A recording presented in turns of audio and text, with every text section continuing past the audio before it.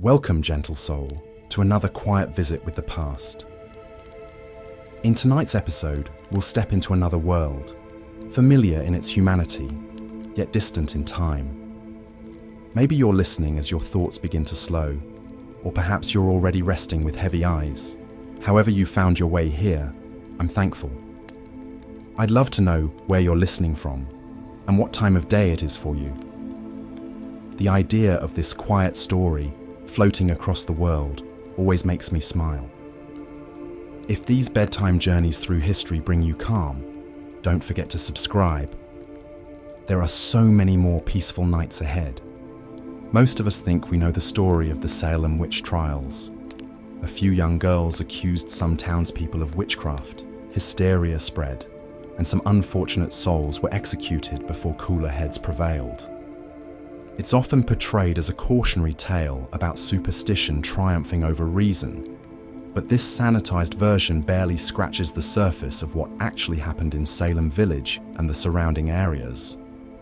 The truth is far more disturbing, far more complex, and far more revealing about human nature than most people realize. What unfolded in Salem wasn't just a case of religious extremism or adolescent attention-seeking. It was a perfect storm of social tensions, economic disputes, personal vendettas, and psychological manipulation that created a killing machine fueled by fear and sanctioned by the very institutions meant to protect the innocent. Today, we're going to explore why the Salem Witch Trials were worse than you thought.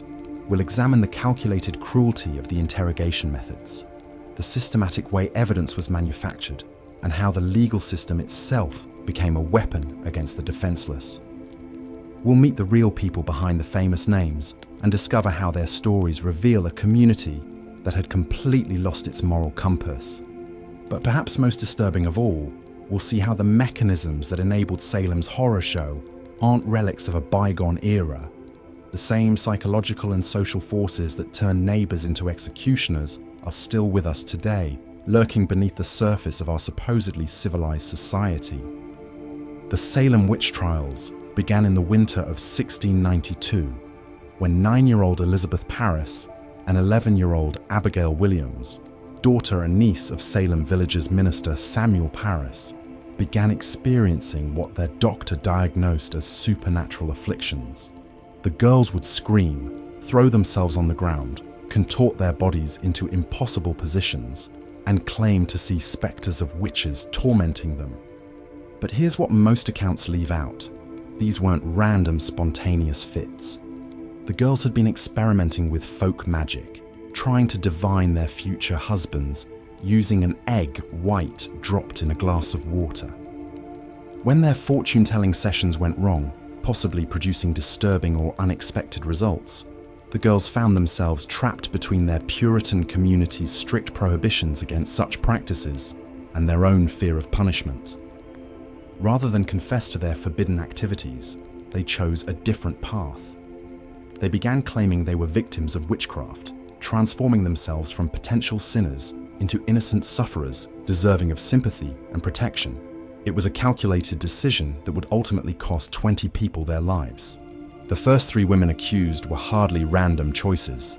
Tituba was an enslaved woman from the Caribbean who worked in the Paris household and had likely taught the girls some of the folk magic they'd been practicing. Sarah Good was a homeless beggar who had been asking for charity from Salem families, making her an easy target for a community that viewed poverty as a sign of moral failing.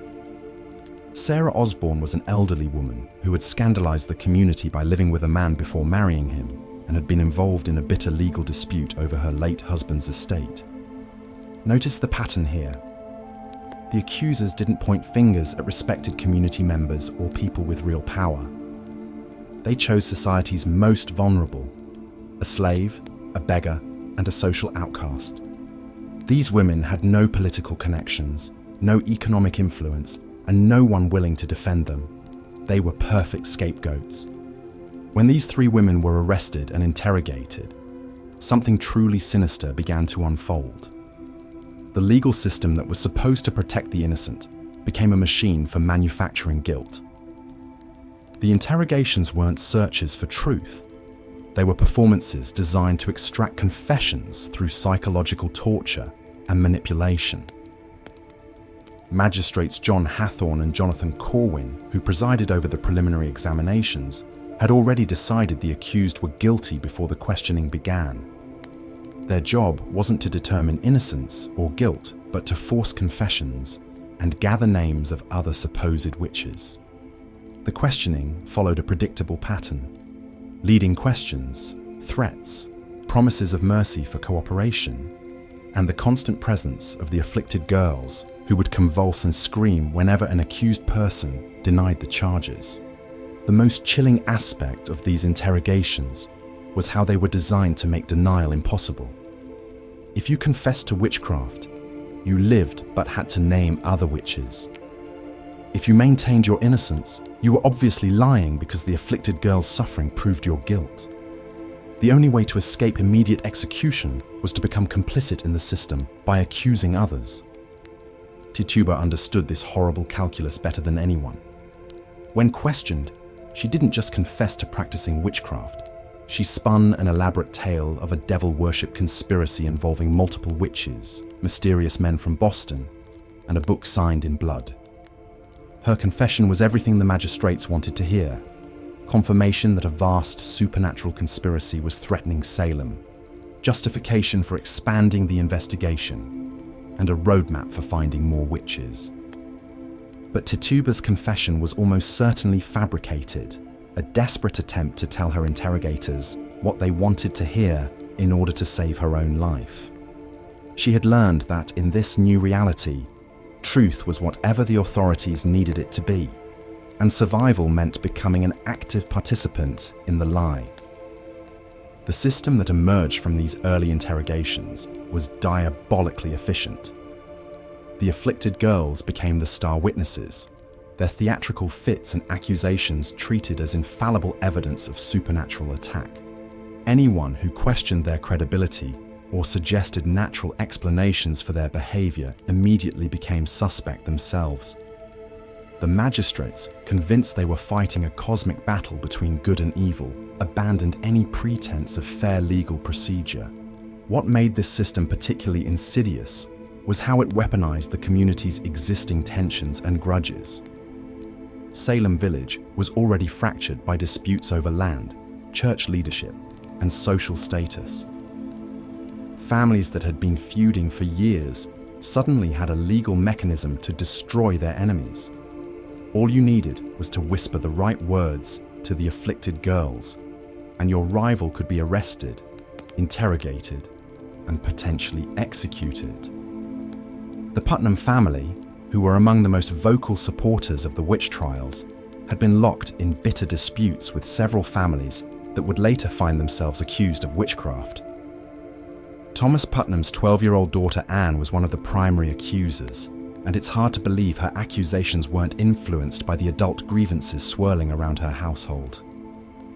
As the trials progressed, the definition of evidence expanded to include increasingly absurd forms of proof.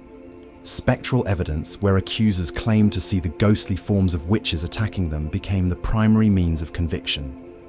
The accused were not allowed to see or cross-examine these spectral attackers, making defense impossible. Physical evidence was equally suspect. Unusual marks on the body became proof of devil's marks. The inability to recite the Lord's Prayer perfectly under extreme stress became evidence of supernatural interference.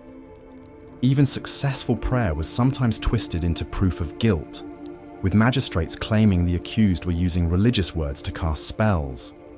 The touch test, where afflicted persons would allegedly be cured by touching their supposed tormentor, was treated as scientific proof, despite its obvious potential for manipulation. The afflicted girls had every incentive to continue their performances, as they had become the center of attention in a community where young women typically had no voice or power. Perhaps most disturbing was how the legal system abandoned its own principles to accommodate the witch hunt. The normal rules of evidence were suspended. Hearsay became admissible. The testimony of convicted witches was accepted against others, even though these same people were supposedly in league with the father of lies. Defense attorneys were not provided, and those who attempted to advocate for the accused often found themselves under suspicion. The court even accepted evidence that would have been laughable under normal circumstances. When Martha Corey was accused, the afflicted girls claimed they couldn't see what clothes her spectre was wearing because she had blinded them. When investigators went to Corey's house to check her clothing, they found her sitting quietly at home.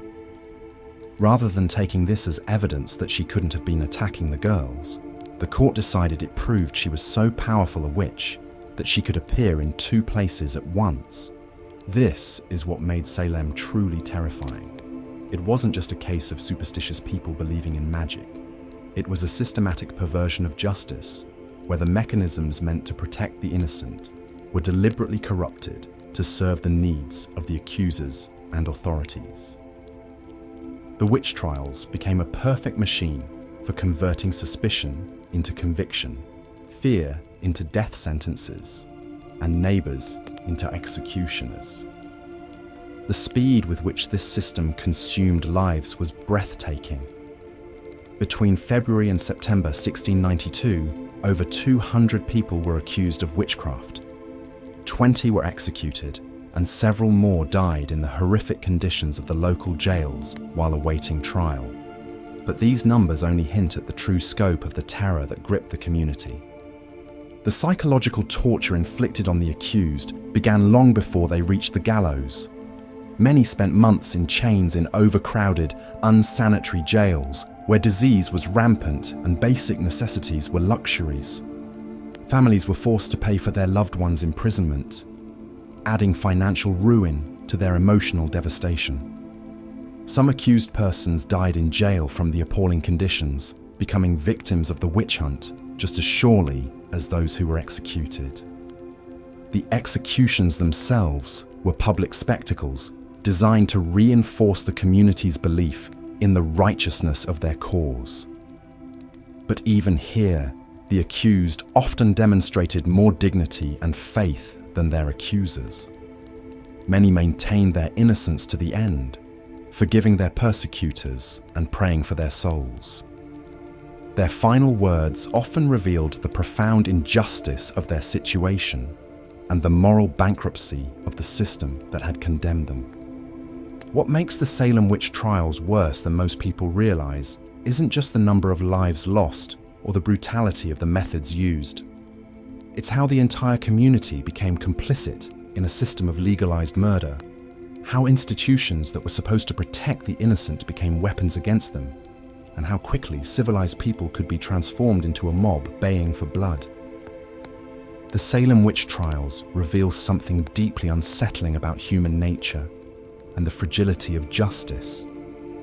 They show us how fear can be weaponized, how authority can be corrupted, and how quickly a community can lose its moral compass when caught in the grip of mass hysteria.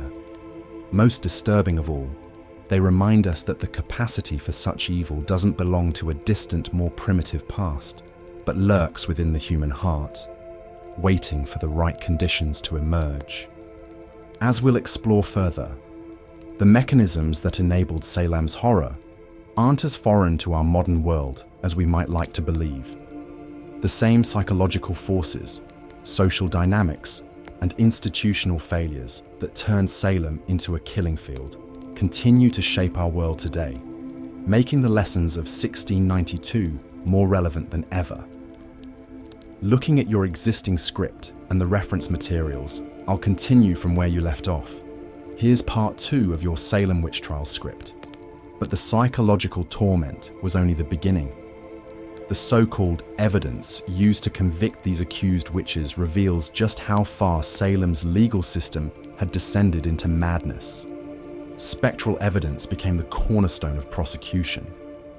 This meant that if someone claimed they saw the ghost or spirit of the accused tormenting them in a dream, that was considered valid proof in court. Think about that for a moment. Dreams and visions were being used to sentence people to death. The judges, led by William Stoughton, didn't just accept this supernatural testimony, they actively encouraged it. They created an environment where the most outlandish accusations were not only believed, but rewarded. Children who pointed fingers at neighbors were praised for their bravery. Adults who confessed to impossible crimes were spared execution, while those who maintained their innocence faced the gallows. One of the most disturbing aspects was how the trials became a grotesque theater. The afflicted girls would writhe on the courtroom floor, screaming that the accused were pinching them or stabbing them with invisible pins. When the defendant moved their hand, the girls would mirror the motion, claiming they were being forced to copy the witch's movements. The courtroom would erupt in chaos, with spectators gasping and judges nodding gravely as if witnessing genuine supernatural warfare. But here's what makes this even more sinister. These performances were clearly coordinated. The girls had learned that certain behaviors would guarantee the attention and protection of the most powerful men in the colony. They discovered they could destroy anyone they chose, simply by pointing and screaming. And the adults who should have protected the innocent instead fed this monster they had created. The speed of the executions was breathtaking. Once accused, defendants had virtually no time to mount a proper defense. Bridget Bishop went from accusation to execution in just 2 months. Others had even less time. The court was operating like a conveyor belt of death, processing cases with ruthless efficiency that prioritized spectacle over justice. What's particularly chilling is how the accusations followed predictable patterns of social prejudice. Women who didn't conform to Puritan ideals of female submission were prime targets. Sarah Good was a homeless beggar who had the audacity to mutter under her breath when refused charity. Sarah Osborne had committed the unforgivable sin of living with a man before marriage. These weren't random accusations. They were targeted character assassinations disguised as holy warfare. The economic motives become even clearer when you examine the property seizures. When someone was accused of witchcraft, their assets were immediately frozen. If they were executed, their property was forfeited to the state. Suddenly, neighbors who had long-standing property disputes found a convenient way to eliminate their rivals. The witch trials became a mechanism for the largest forced wealth transfer in colonial Massachusetts history. Consider the case of George Jacobs Sr., a wealthy farmer who had accumulated significant property over his lifetime. His own granddaughter accused him of witchcraft, but only after he had refused to transfer his land to other family members. Within months, Jacobs was dead, and his property was being divided among those who had testified against him. This wasn't justice. This was legalized theft, sanctified by religious hysteria. The authorities knew exactly what they were doing. Governor William Phipps had initially supported the trials, but when his own wife was accused, he suddenly discovered serious problems with spectral evidence. The moment the accusations reached the upper echelons of colonial society, the entire system began to crumble. It wasn't divine intervention that ended the trials. It was raw political calculation. The aftermath reveals the most damning truth of all. When the hysteria finally ended, there was no reckoning. No systematic investigation into how so many innocent people had been murdered by their own neighbors. Instead, there was a collective amnesia, a desperate attempt to pretend that Salem had been the victim of supernatural forces rather than human evil. The few apologies that came were pathetic exercises in blame shifting. Samuel Sewell, one of the judges, eventually acknowledged his error, but only after it became politically safe to do so. The accusers themselves largely escaped any consequences. Ann Putnam Jr., who had been responsible for many of the most dramatic accusations, offered a half-hearted apology years later, claiming she had been deluded by Satan.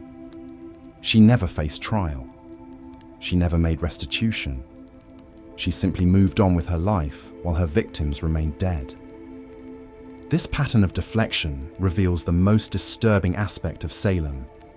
It wasn't just about superstition or religious extremism. It was about a community's willingness to sacrifice the innocent to protect the guilty. It was about how quickly civilized people can transform into a murderous mob when given permission by authority figures to act on their worst impulses. The Salem Witch Trials weren't an aberration. They were a preview of how democratic societies can collapse when fear overrides reason, when accusations replace evidence, and when the powerful discover they can manipulate mass hysteria for their own benefit. The scariest thing about Salem isn't that it happened in 1692. It's how easily it could happen again. Looking at your script summary and the reference materials, here's part 3 of your Salem Witch Trials series. But perhaps the most chilling aspect of the Salem Witch Trials wasn't the spectral evidence or the property seizures we've already explored. It was how the very foundations of justice itself were systematically dismantled piece by piece, until what remained was nothing more than a grotesque theatre of predetermined guilt. Picture yourself in that courtroom in 1692. The air thick with tension and fear. You're accused of witchcraft, and you know with absolute certainty that you're innocent. But as you look around that room, you begin to realize something truly terrifying. This isn't actually a trial at all. It's an execution disguised as legal proceedings. The Salem Witch Trials represented one of the most complete perversions of justice in American history. Every single safeguard that should have protected the innocent was either ignored, twisted, or weaponized against them. And the truly horrifying part, the people running these trials knew exactly what they were doing. Let's start with the most fundamental corruption, the burden of proof. In any legitimate legal system, the accusers must prove guilt beyond reasonable doubt.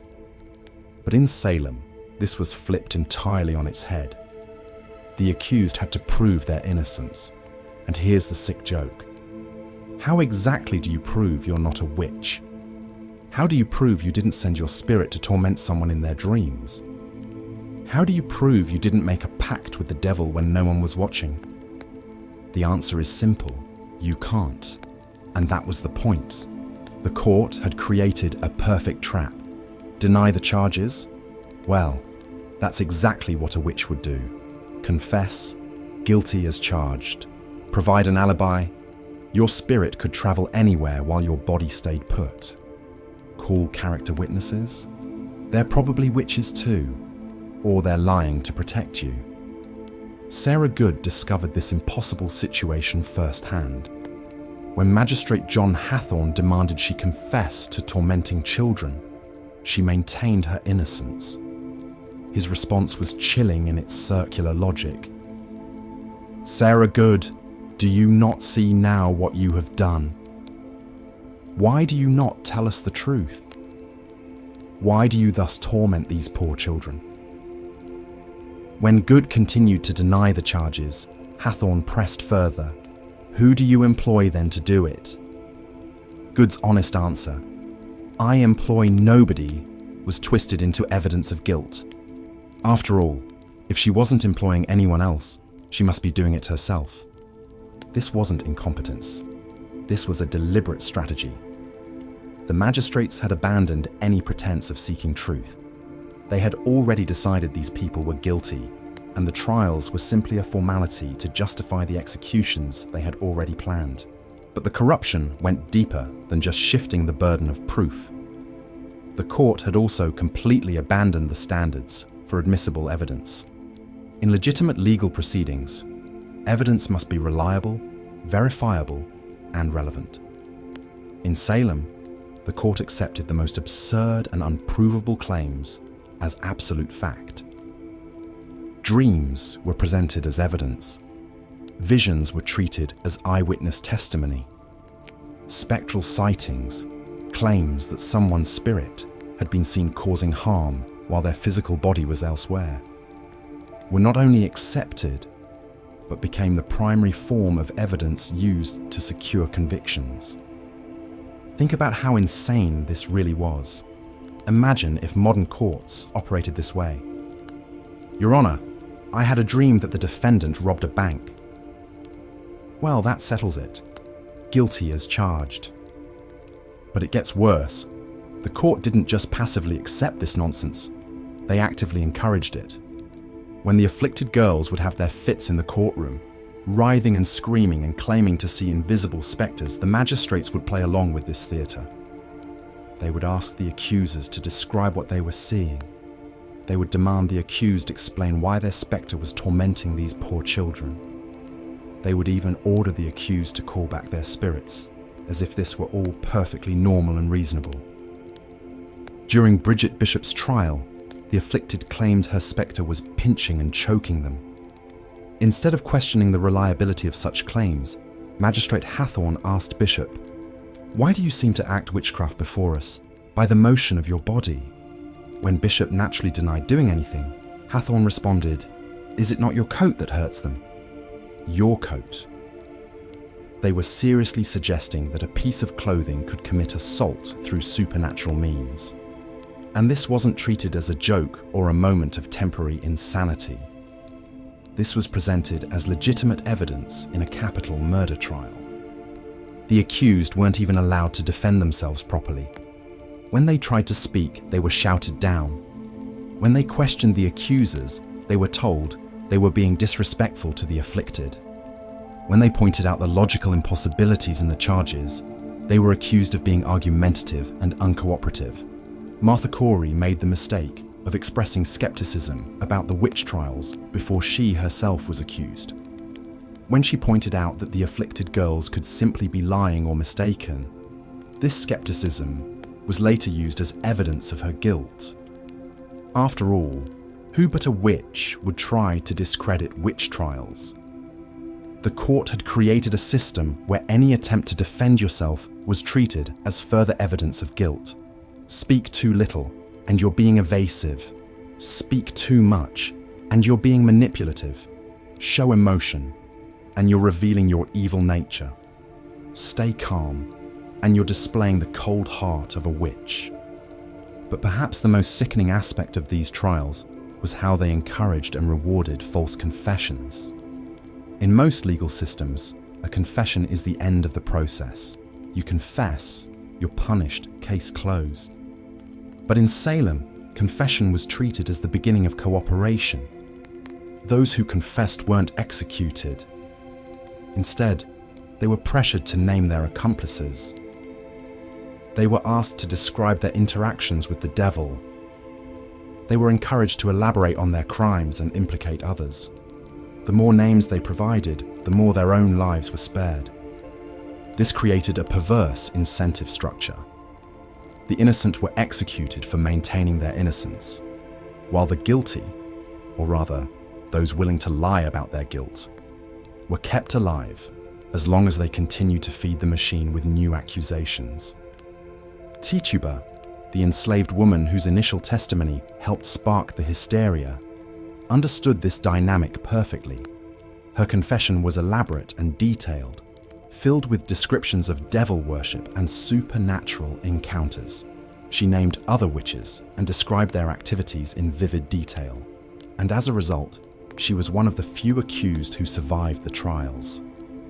Meanwhile, Rebecca Nurse, a 71-year-old grandmother known throughout the community for her piety and charity, was executed because she refused to confess to crimes she didn't commit.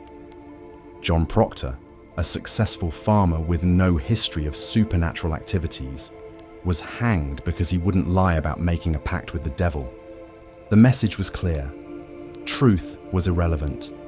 The court didn't care about actual guilt or innocence. They cared about compliance, cooperation, and the continued feeding of their witch-hunting machine. This corruption was so systematic and thorough that it's impossible to view it as accidental. The magistrates weren't bumbling fools who got carried away by superstition. They were intelligent men who deliberately chose to abandon every principle of justice in service of their own goals. Consider the case of George Burroughs, the former minister who was accused of being the ringleader of the witches. Burroughs had enemies in Salem who resented his past conflicts with the community. When he was arrested in Maine and brought back for trial, the evidence against him was particularly thin, even by Salem standards. But rather than demanding better evidence, the court simply lowered their standards even further. They accepted testimony that Burroughs possessed supernatural strength based on claims that he could lift heavy objects. They treated his ability to recite Psalm 23 perfectly while standing on the gallows as evidence that he was using witchcraft to appear innocent. The crowd at his execution was actually moved by his dignified behavior and perfect recitation of the prayer. Many began to doubt his guilt.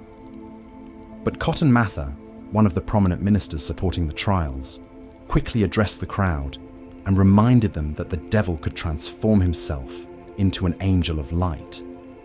In other words, appearing innocent was just more proof of guilt.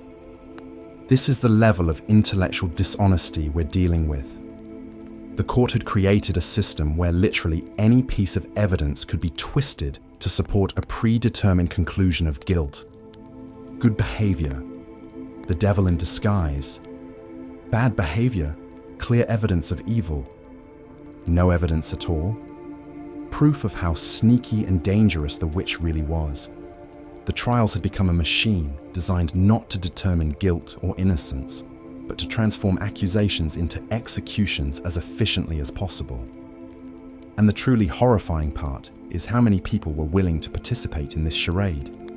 The magistrates who perverted the law, the ministers who provided theological justification for the corruption, the accusers who knew their claims were false but continued making them anyway, the community members who went along with the hysteria rather than speak out against it.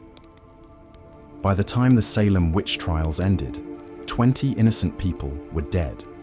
Hundreds more had been imprisoned, often in conditions so horrible that some died in jail. Families were destroyed.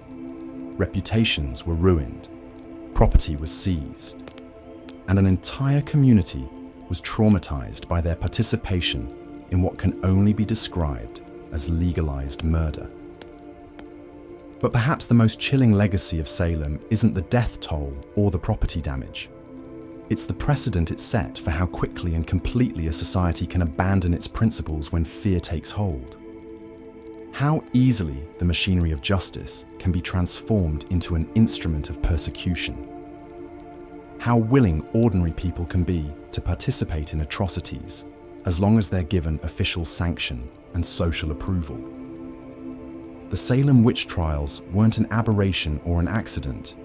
They were the logical result of a society that chose fear over reason, conformity over conscience, and expedience over justice. And the lessons of Salem remain as relevant today as they were over 3 centuries ago, serving as a permanent warning about the fragility of the values we claim to hold dear. Looking at your existing script, parts 1 through 3, I'll continue with part 4, maintaining the same tone and style while advancing the narrative about the Salem Witch Trials. Here's part 4. But perhaps the most insidious aspect of the Salem Witch Trials wasn't just the corrupted legal system or the fabricated evidence. It was how the accusations themselves became a weapon of social warfare, wielded by those seeking to settle old scores and eliminate inconvenient neighbors. The finger-pointing wasn't random chaos. It was strategic, calculated, and devastatingly effective. Consider the case of Martha Corey, a woman whose only crime was expressing skepticism about the witch trials themselves. When the initial accusations began flying in 1692, Corey made the fatal mistake of suggesting that the afflicted girls might be lying or mistaken. She questioned whether spectral evidence could be trusted in a court of law.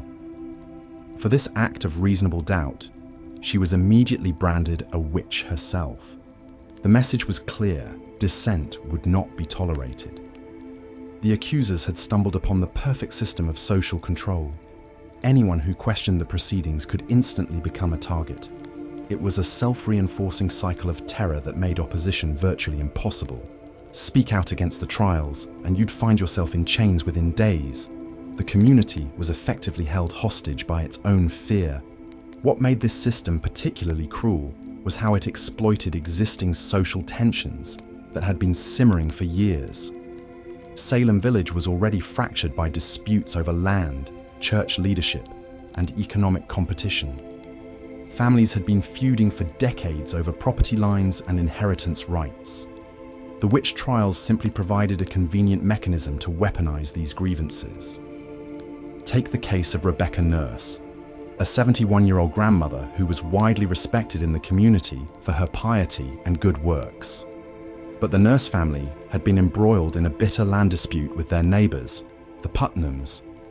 When young Ann Putnam Jr. began having fits and claimed to see Rebecca Nurse's spectre tormenting her, it wasn't supernatural intervention.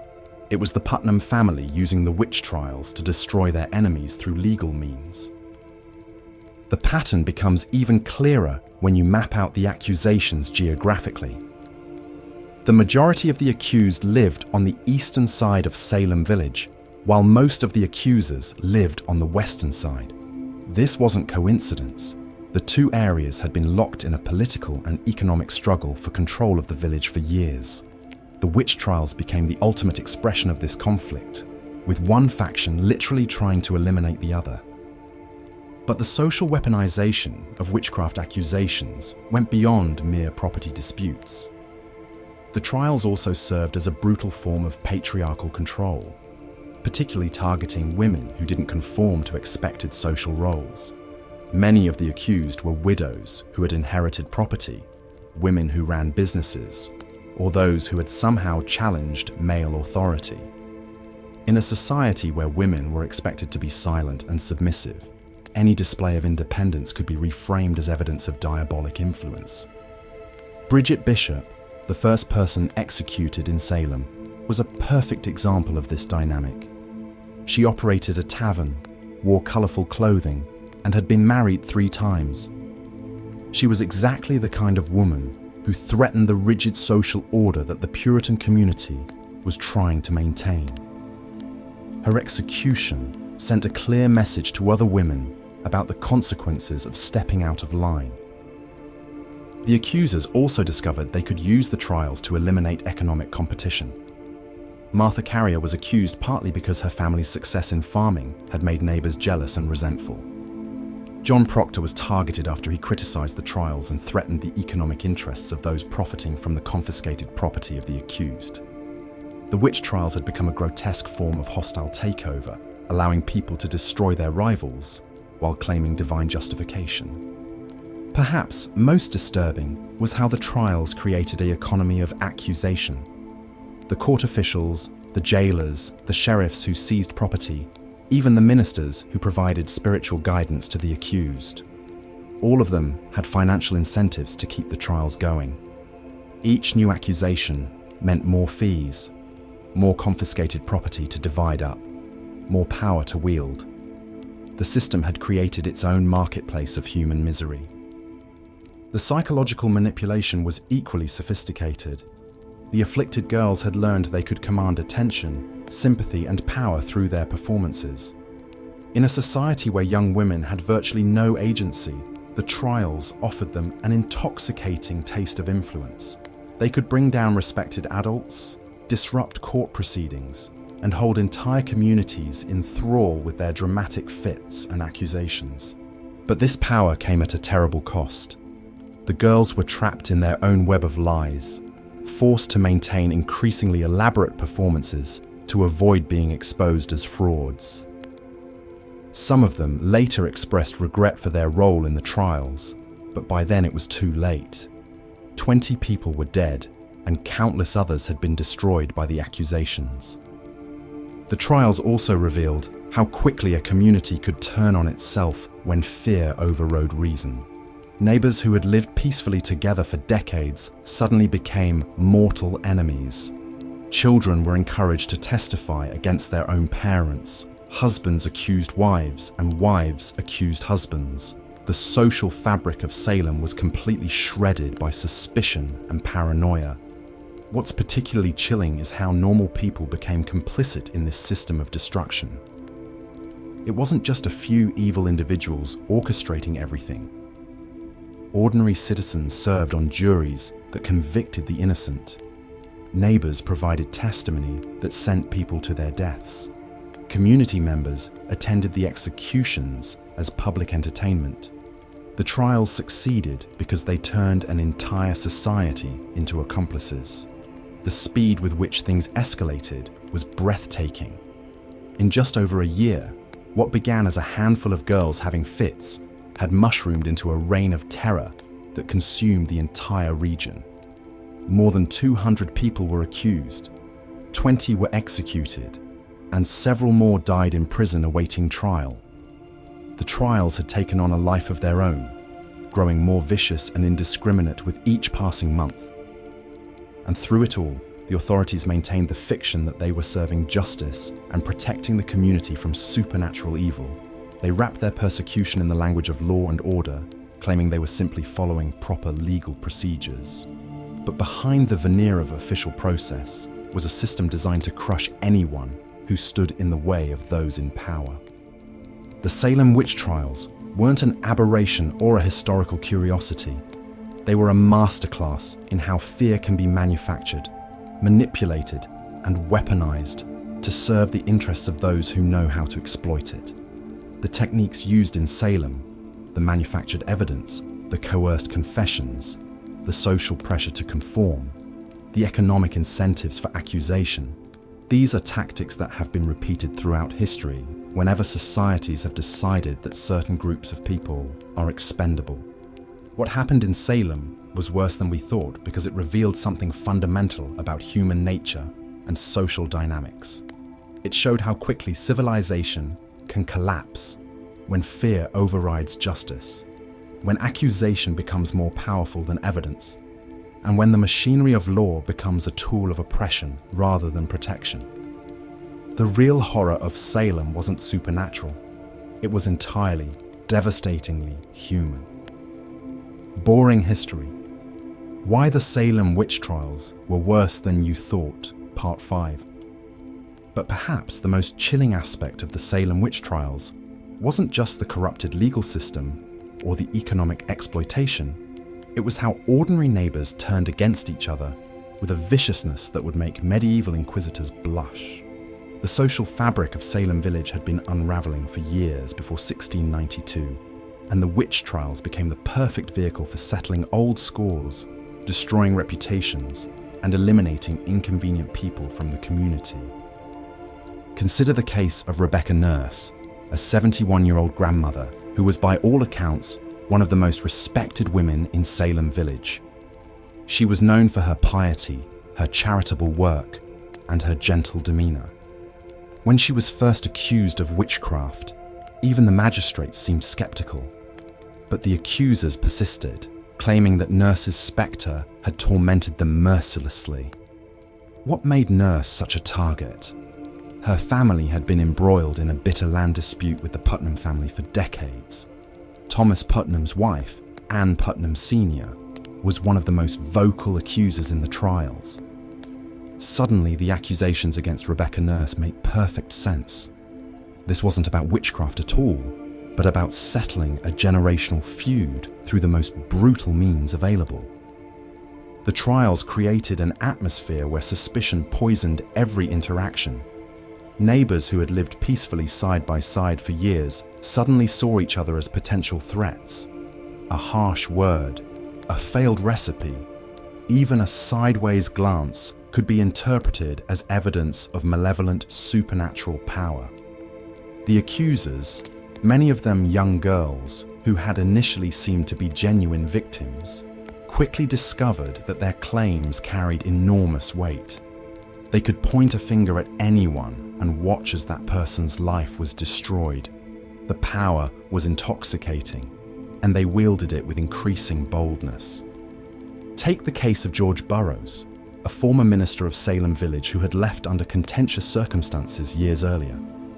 When the trials began, the accusers claimed that Burroughs was not just a witch, but the leader of all the witches in New England, a kind of diabolic high priest orchestrating the supernatural assault on Salem. The evidence against him was laughably thin. He was unusually strong for his size. He could recite scripture from memory, and he had been married multiple times after his wives died. In any rational court, these would hardly constitute proof of witchcraft. But in Salem, they were enough to send him to the gallows. Burroughs' real crime wasn't consorting with the devil. It was having made enemies during his turbulent tenure as village minister. The psychological warfare didn't stop with formal accusations. The mere threat of being named as a witch was enough to terrorize the population into submission. People began modifying their behavior, avoiding certain individuals, and carefully monitoring their own actions to avoid giving any appearance of supernatural involvement. The accused were often pressured by family members to confess, not because anyone believed they were actually witches, but because confession was the only path to survival. This created a perverse incentive structure where lying became a virtue and truth became a death sentence. Martha Corey's case illustrates just how impossible the situation had become for the accused. Corey was a church member known for her skepticism about the witch trials. She had publicly questioned whether the afflicted girls were genuine, suggesting instead that they were either deluded or deliberately deceptive. This rational response to an irrational situation sealed her fate. The accusers immediately claimed that Corey's spectre was tormenting them, and her previous skepticism was reframed as evidence that she was trying to protect her fellow witches. When she was examined, Corey maintained her innocence and continued to express doubt about the entire proceedings. The magistrates took this as further proof of her guilt. After all, only a witch would question the godly work of exposing witchcraft. The trials also revealed the deep misogyny that ran through Puritan society like a poisonous river. While men were certainly accused and executed, the vast majority of the accused were women, and the nature of the accusations often focused on behaviors that challenged traditional gender roles. Women who were too independent, too outspoken, or too successful in business were prime targets. Bridget Bishop, the first person executed in the Salem trials, was a tavern keeper who dressed flamboyantly and had been married multiple times. She was everything that Puritan society taught women not to be: independent, sexually confident, and financially successful. Her execution sent a clear message to other women about the consequences of stepping outside prescribed social boundaries. But the trials weren't just about punishing individual women. They were about reinforcing an entire system of patriarchal control. The young female accusers, who might seem to have gained power through their role in the trials, were actually being used as instruments of that same patriarchal system. Their accusations were taken seriously only when they aligned with existing social tensions and power structures. When some of the girls later tried to accuse members of prominent families like the Mathers, their claims were suddenly dismissed as unreliable. The message was clear: women's voices mattered only when they served the interests of powerful men. The economic dimensions of the trials became even more sinister when we examine the pattern of property seizure.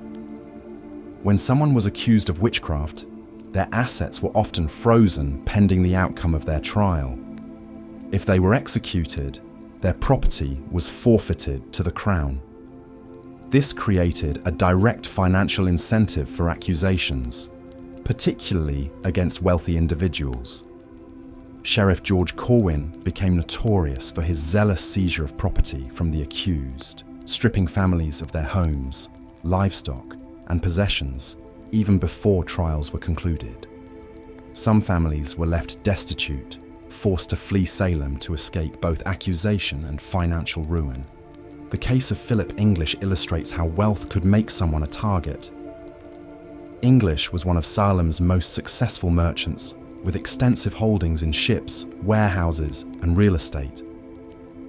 When he and his wife were accused of witchcraft, they fled to New York, but Sheriff Corwin seized virtually all of their property. The accusations against English were particularly flimsy. He was said to have appeared spectrally at witch meetings, but there were no other substantial claims against him. His real crime was being successful enough to attract envy and wealthy enough to make his destruction profitable.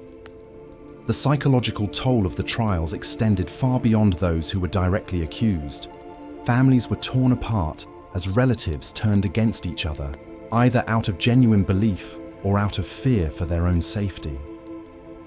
Children were forced to testify against parents, spouses against each other, and siblings against siblings. The community that had once been bound together by shared faith and mutual dependence became a collection of isolated individuals, each terrified of being the next target. The afflicted girls themselves became trapped in a web of their own making. As the trials progressed, their performances became increasingly elaborate and dramatic. They would fall into convulsions during examinations, claim to see invisible spectres attacking them, and provide detailed descriptions of supernatural torments. But maintaining these performances required constant escalation. Each new accusation had to be more dramatic than the last to maintain credibility. The girls found themselves in a kind of performative arms race, where backing down would mean admitting fraud and potentially facing severe punishment themselves. Some historians have suggested that the girls may have initially been genuine victims of some form of mass hysteria, or even poisoning from ergot-contaminated grain. But regardless of how it started, the phenomenon quickly became something else entirely, a calculated campaign of destruction that served the interests of powerful individuals while destroying the lives of the vulnerable. The girls' initial suffering, whether real or imagined, was exploited by adults who saw an opportunity to settle scores and consolidate power. The role of spectral evidence in the trials cannot be overstated in its perversity. This was evidence that only the accusers could see. Claims that the spectre or ghostly form of the accused was tormenting them invisibly. There was literally no way to disprove such evidence.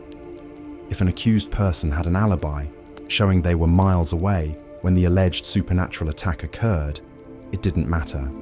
Their spectre could travel anywhere instantaneously.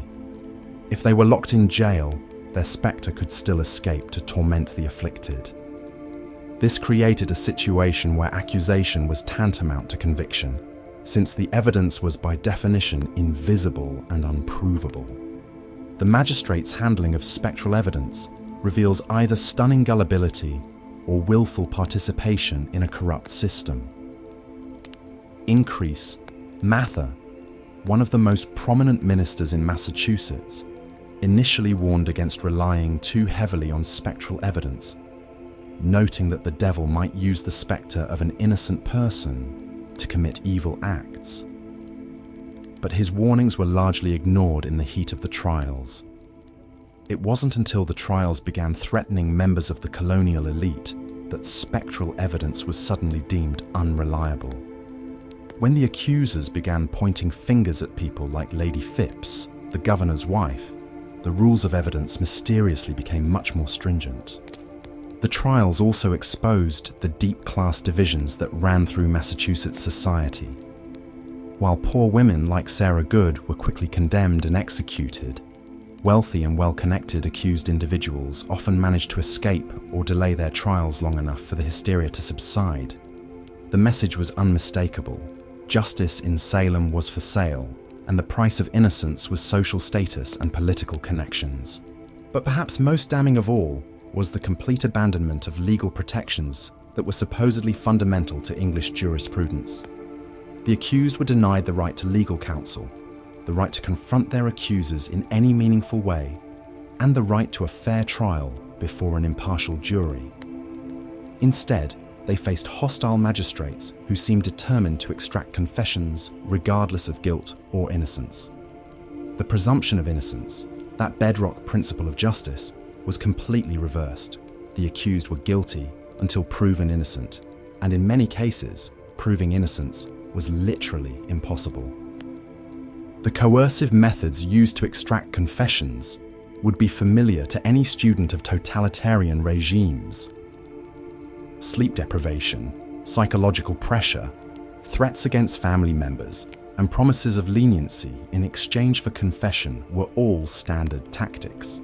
Some accused individuals were subjected to prayer tests, where they were forced to recite religious passages perfectly. Any stumble or hesitation was taken as evidence of diabolic interference. Others were subjected to physical tests, like the notorious touch test, where accusers would supposedly be cured of their fits if touched by the witch who was tormenting them. The speed with which the trials proceeded left no time for careful consideration of evidence or proper legal procedures.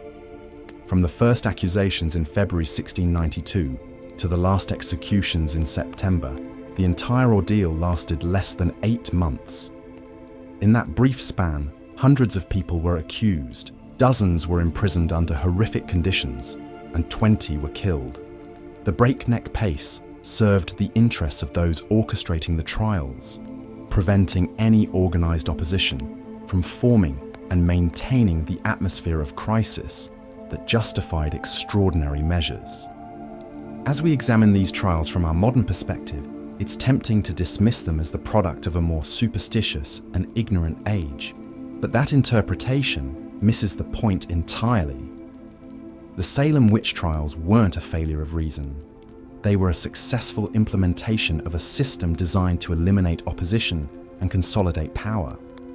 The superstition was just the excuse, the mechanism by which rational actors pursued very real political and economic goals.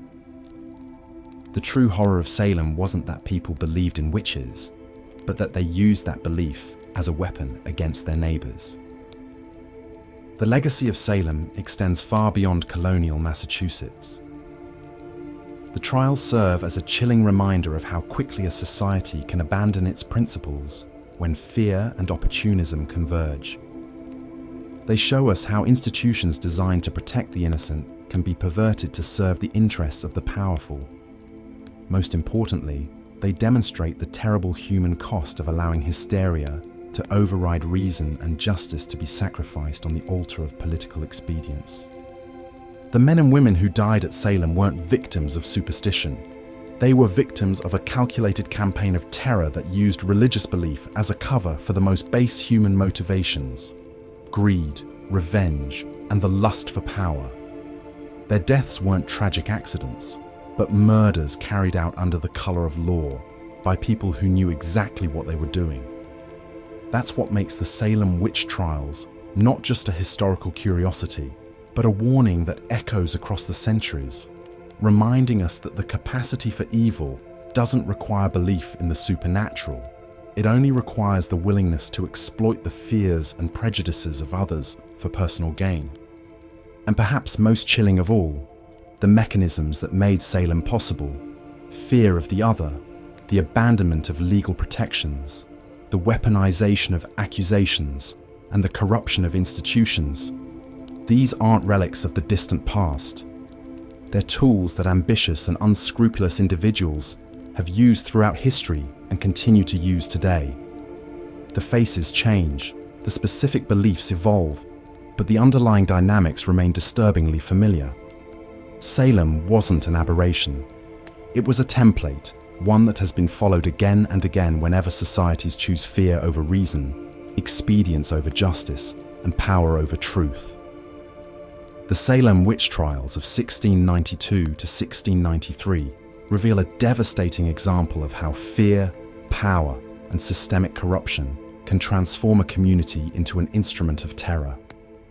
As we've seen, what began as mysterious afflictions in Salem Village quickly spiraled into a judicial nightmare where the most vulnerable members of society became targets in a deadly game of accusation and execution. But the true horror of Salem extends far beyond the 20 lives lost. It lies in how completely the trials dismantled the very foundations of justice and community trust. When spectral evidence became admissible in court, when the accused were denied legal representation, when confession became the only path to survival, Salem transformed from a place of supposed moral purity into a theatre of systematic oppression. The trials reveal how quickly civilized society can collapse when fear overrides reason. Neighbors who had lived side by side for decades suddenly viewed each other with suspicion. Children became instruments of destruction, their accusations carrying the weight of life and death. The very institutions meant to protect the innocent, the courts and the church, became mechanisms of persecution. What makes Salem particularly chilling is how the accusations followed predictable patterns of social vulnerability. The first targets weren't chosen randomly. Sarah Good, a homeless beggar. Sarah Osborne, involved in a scandalous relationship. Tituba, an enslaved woman from Barbados. These women occupied the margins of Puritan society, making them perfect scapegoats for a community desperate to explain the unexplainable. As the hysteria spread, the net widened to ensnare anyone who dared question the proceedings or who simply found themselves on the wrong side of old grudges. Property disputes, business rivalries, and personal vendettas all found expression through witchcraft accusations. The trials became a weapon that could be wielded by anyone clever enough to manipulate the system. The financial incentives that drove the witch hunt are particularly disturbing. When the property of the accused could be seized, when court officials were paid for each case they processed, when informants could benefit from their accusations, justice became a commodity to be bought and sold. The trials weren't just about supernatural fears. They were about very earthly concerns: money, land, and power. Perhaps most tragically, the Salem Witch Trials demonstrate how good people can become complicit in evil when swept up by collective hysteria. Many of the accusers, judges, and spectators weren't inherently malicious. They genuinely believed they were protecting their community from a supernatural threat. But their certainty, combined with their willingness to abandon due process and rational inquiry, made them participants in a system that destroyed innocent lives. The psychological tactics employed during the trials, forced confessions under threat of execution, the use of children as witnesses, the acceptance of unprovable spectral evidence, created an environment where truth became impossible to distinguish from fiction. In such a system, innocence offered no protection. The only safety lay in confession, in playing along with the delusion, in becoming part of the machinery of persecution. The aftermath of Salem was almost as telling as the trials themselves. When the hysteria finally broke, when respected members of the community found themselves accused, when the governor's own wife came under suspicion, suddenly the entire edifice collapsed. The same officials who had zealously pursued witches now scrambled to distance themselves from their actions. The same spectral evidence that had sent 20 people to their deaths was suddenly deemed unreliable, but the damage was irreversible. Families had been destroyed, communities fractured, and an entire generation traumatized. The survivors carried the scars of Salem for the rest of their lives, a reminder of how quickly the world could turn upside down, how easily neighbors could become enemies, how fragile the bonds of civilization truly were. The Salem Witch Trials serve as a permanent warning about the dangers of abandoning rational thought in favor of fear-driven certainty. They show us how quickly justice can be perverted when we allow emotion to override evidence, when we permit the vulnerable to be sacrificed for the comfort of the powerful, when we mistake hysteria for righteousness. In our modern world, we might think ourselves immune to such collective madness. We have constitutional protections, scientific understanding, and historical awareness that the people of Salem lacked. But the underlying human tendencies that enabled the witch trials, fear of the other, desire for simple explanations to complex problems, willingness to believe rumors over evidence, susceptibility to moral panic, these remain as potent today as they were over 3 centuries ago. Salem reminds us that the price of civilization is eternal vigilance, not just against external threats, but against our own capacity for cruelty when we convince ourselves that cruelty serves a righteous cause. The true lesson of Salem isn't about witches or the supernatural. It's about the terrifying ease with which ordinary people can become instruments of injustice when they surrender their individual moral judgment to the mob. The 20 victims of Salem died not because they practiced witchcraft, but because they lived in a society that had lost its way, that had allowed fear to triumph over compassion, superstition over reason, and vengeance over justice. Their deaths stand as a testament to the consequences of abandoning the principles that separate civilization from barbarism. And their memory serves as a warning that such abandonment can happen anywhere, anytime, to anyone who believes themselves immune to the darkness that lurks within human nature. Looking at the summary and reference files, I'll continue the script from where Part 6 left off, focusing on how the Salem Witch Trials exploited psychological vulnerabilities and social dynamics to perpetuate the hysteria. But perhaps most chilling of all was how the Salem Witch Trials revealed humanity's capacity for psychological manipulation and collective delusion. The accusers didn't simply point fingers randomly. They weaponized the deepest fears and anxieties of their community, turning neighbor against neighbor through a systematic campaign of terror that would make modern propagandists envious. The afflicted girls, led by Abigail Williams and Mercy Lewis, had stumbled upon something more powerful than any spell or potion. They had discovered that in a society built on rigid hierarchies and suppressed tensions, the right accusation at the right moment could topple entire families and reshape the social order. These weren't random outbursts of teenage hysteria.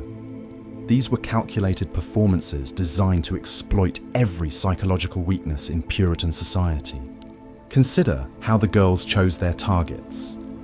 They began with Tituba, an enslaved woman from Barbados whose foreign origins and different cultural practices made her an easy scapegoat.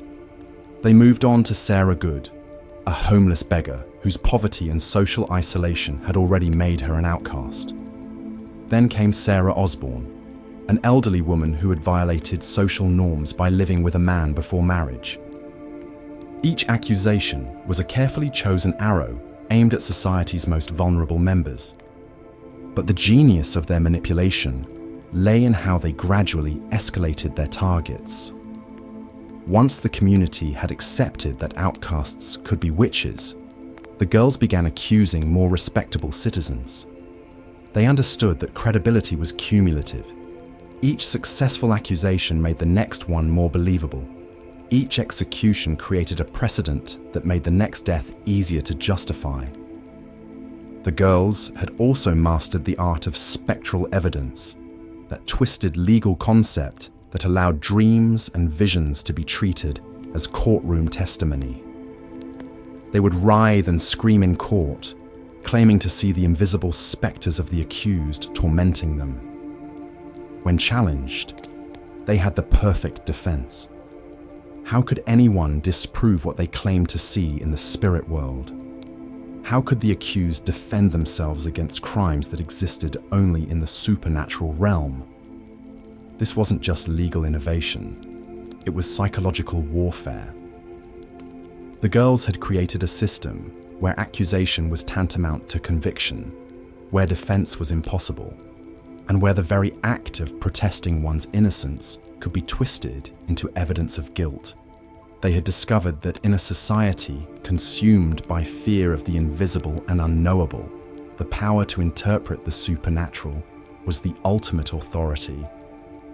The community's response reveals just how vulnerable human psychology can be to mass manipulation. Rational, educated men like Samuel Parris and Cotton Mather, who should have been skeptical of teenage girls claiming supernatural powers, instead became their most ardent supporters. They transformed what should have been obvious adolescent attention-seeking into a holy crusade against Satan himself. The trials also exploited a fundamental flaw in human reasoning, the confirmation bias that made every strange event, every unexplained illness, every bit of bad luck into evidence of witchcraft.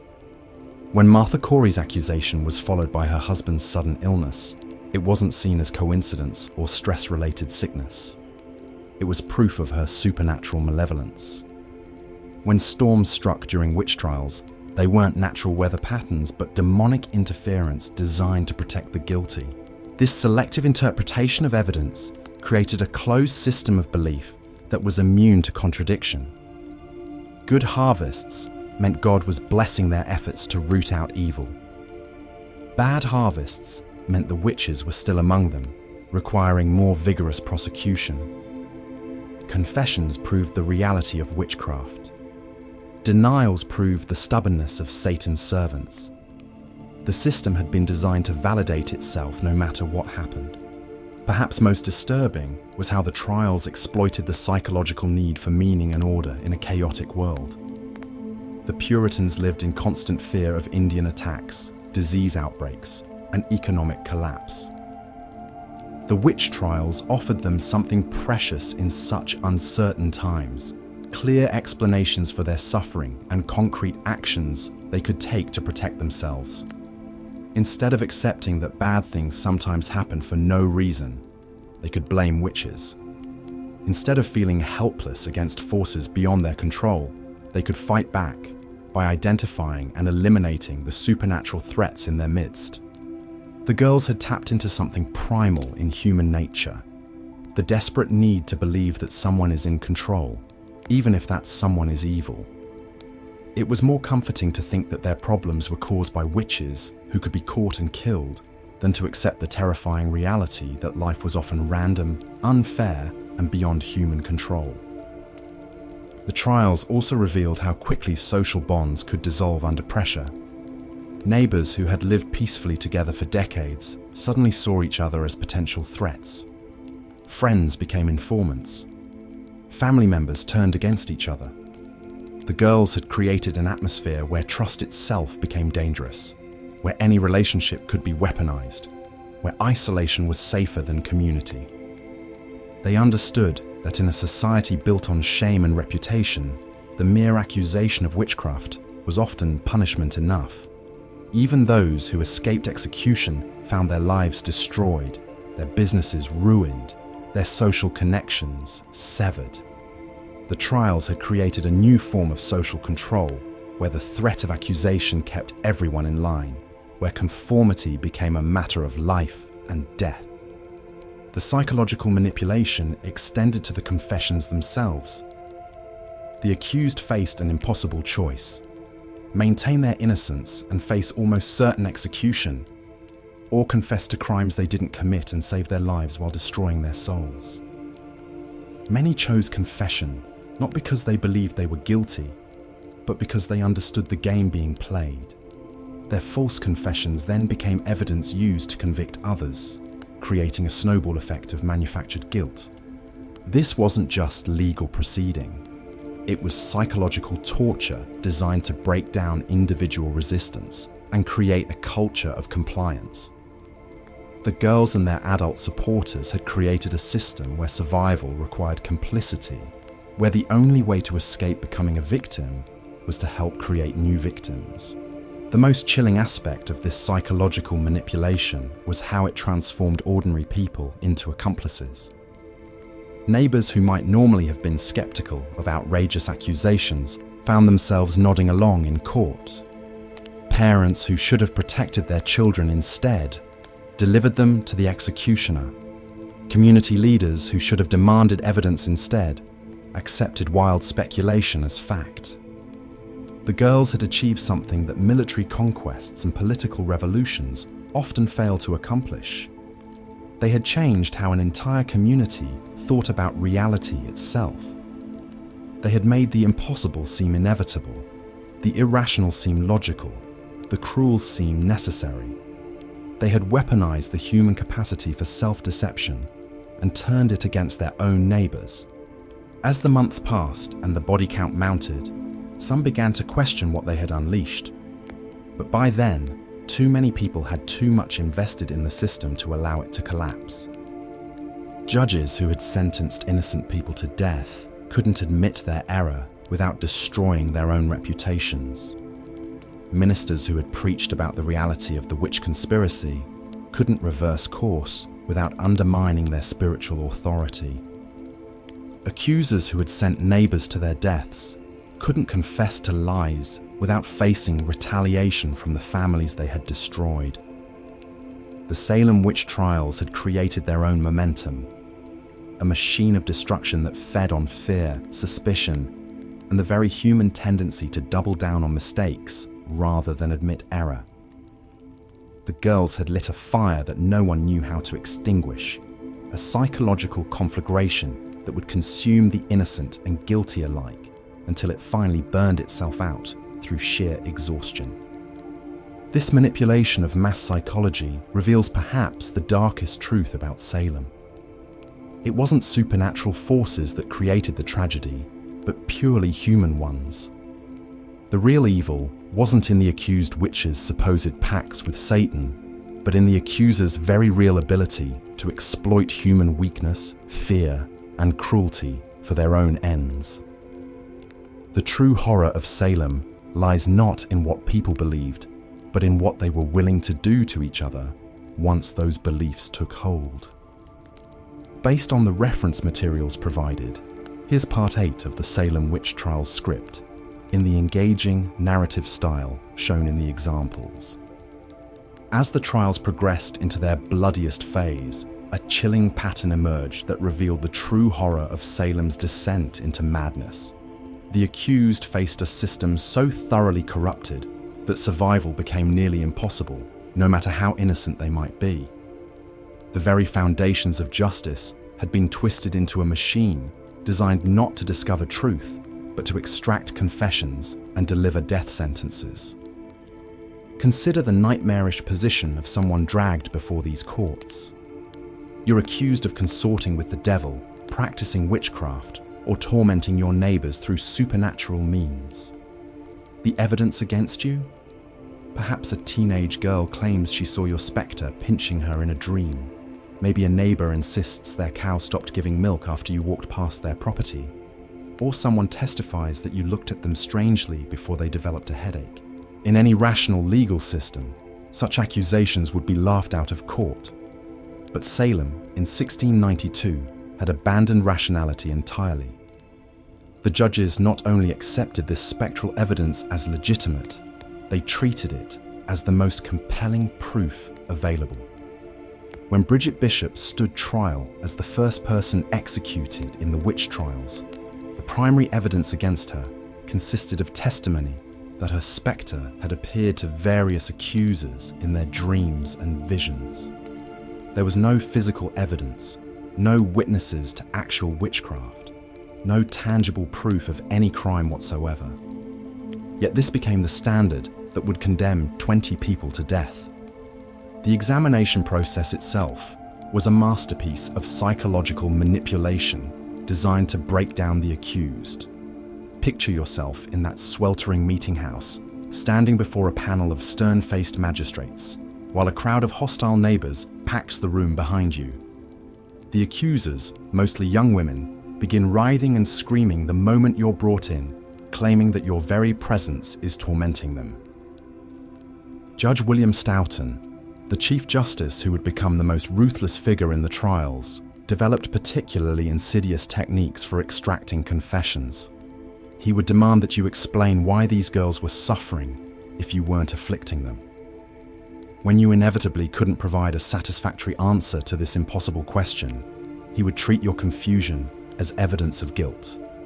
The touch test became one of the most perverse elements of these examinations. The theory held that if a witch touched their victim, the supernatural torment would cease, so the accused would be forced to place their hands on the writhing accusers. When the girls stopped their theatrical fits at the moment of contact, this was presented as definitive proof of witchcraft. Of course, the accusers controlled this supposed test entirely, choosing when to continue or stop their performances based on the desired outcome. But perhaps most insidiously, the judges created a system where confession became both salvation and damnation. Those who confessed to witchcraft were typically spared execution, at least temporarily. They could save their lives by admitting to crimes they never committed. However, these confessions came with a terrible price. The confessor was then expected to name accomplices, to identify other witches in the community. This created an ever-expanding web of accusations, as each coerced confession generated new suspects. Imagine the impossible choice faced by someone like Tituba. the enslaved woman whose initial confession helped launch the entire crisis. Faced with likely torture and certain execution if she maintained her innocence, she chose to weave an elaborate tale of devil worship, flying through the air and attending witch meetings. Her confession not only saved her life, but gave the authorities exactly what they wanted to hear, validating their belief that a vast supernatural conspiracy was indeed at work in Salem.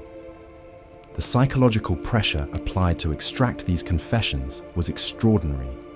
The accused were often held in deplorable conditions in overcrowded jails, sometimes for months, while awaiting trial. They were subjected to repeated interrogations, denied adequate food and comfort, and constantly reminded that confession offered their only hope of survival. Family members pleaded with their loved ones to confess, prioritizing life over truth.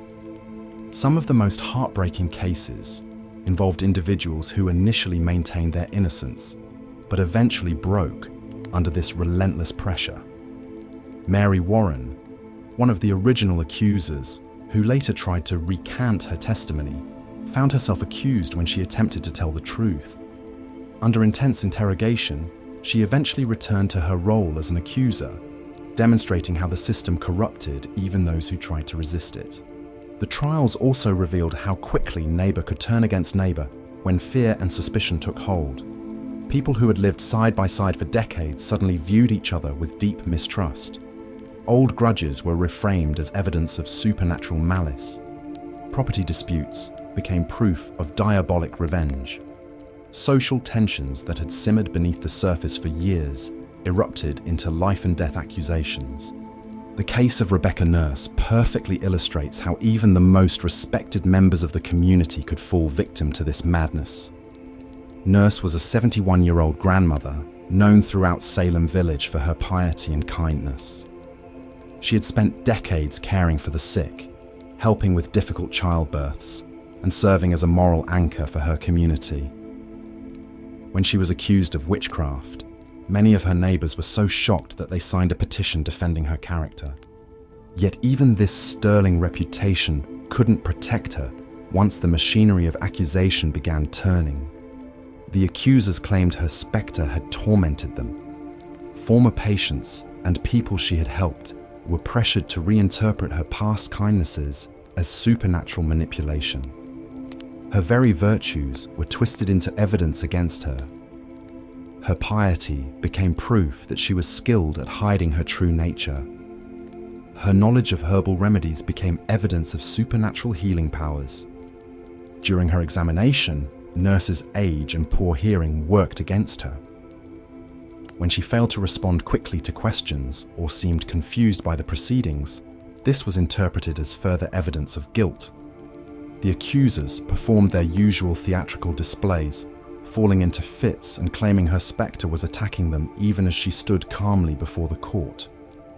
Most chillingly, Nurse initially received a not guilty verdict from the jury, but Judge Stoughton was so displeased with this outcome that he sent the jury back to reconsider. Under pressure from the court, they changed their verdict to guilty.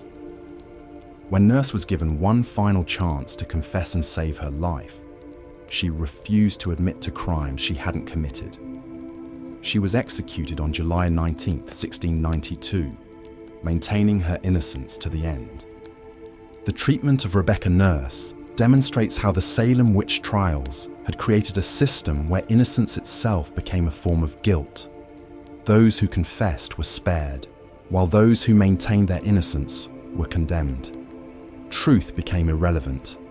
Only the court's desire for validation mattered. This perversion of justice extended to the very youngest victims of the hysteria. Children as young as 4 years old were accused and imprisoned. Dorothy Good, the daughter of accused witch Sarah Good, was only 4 when she was arrested and jailed for months. The psychological trauma inflicted on these children was immense, yet the authorities showed no mercy based on age.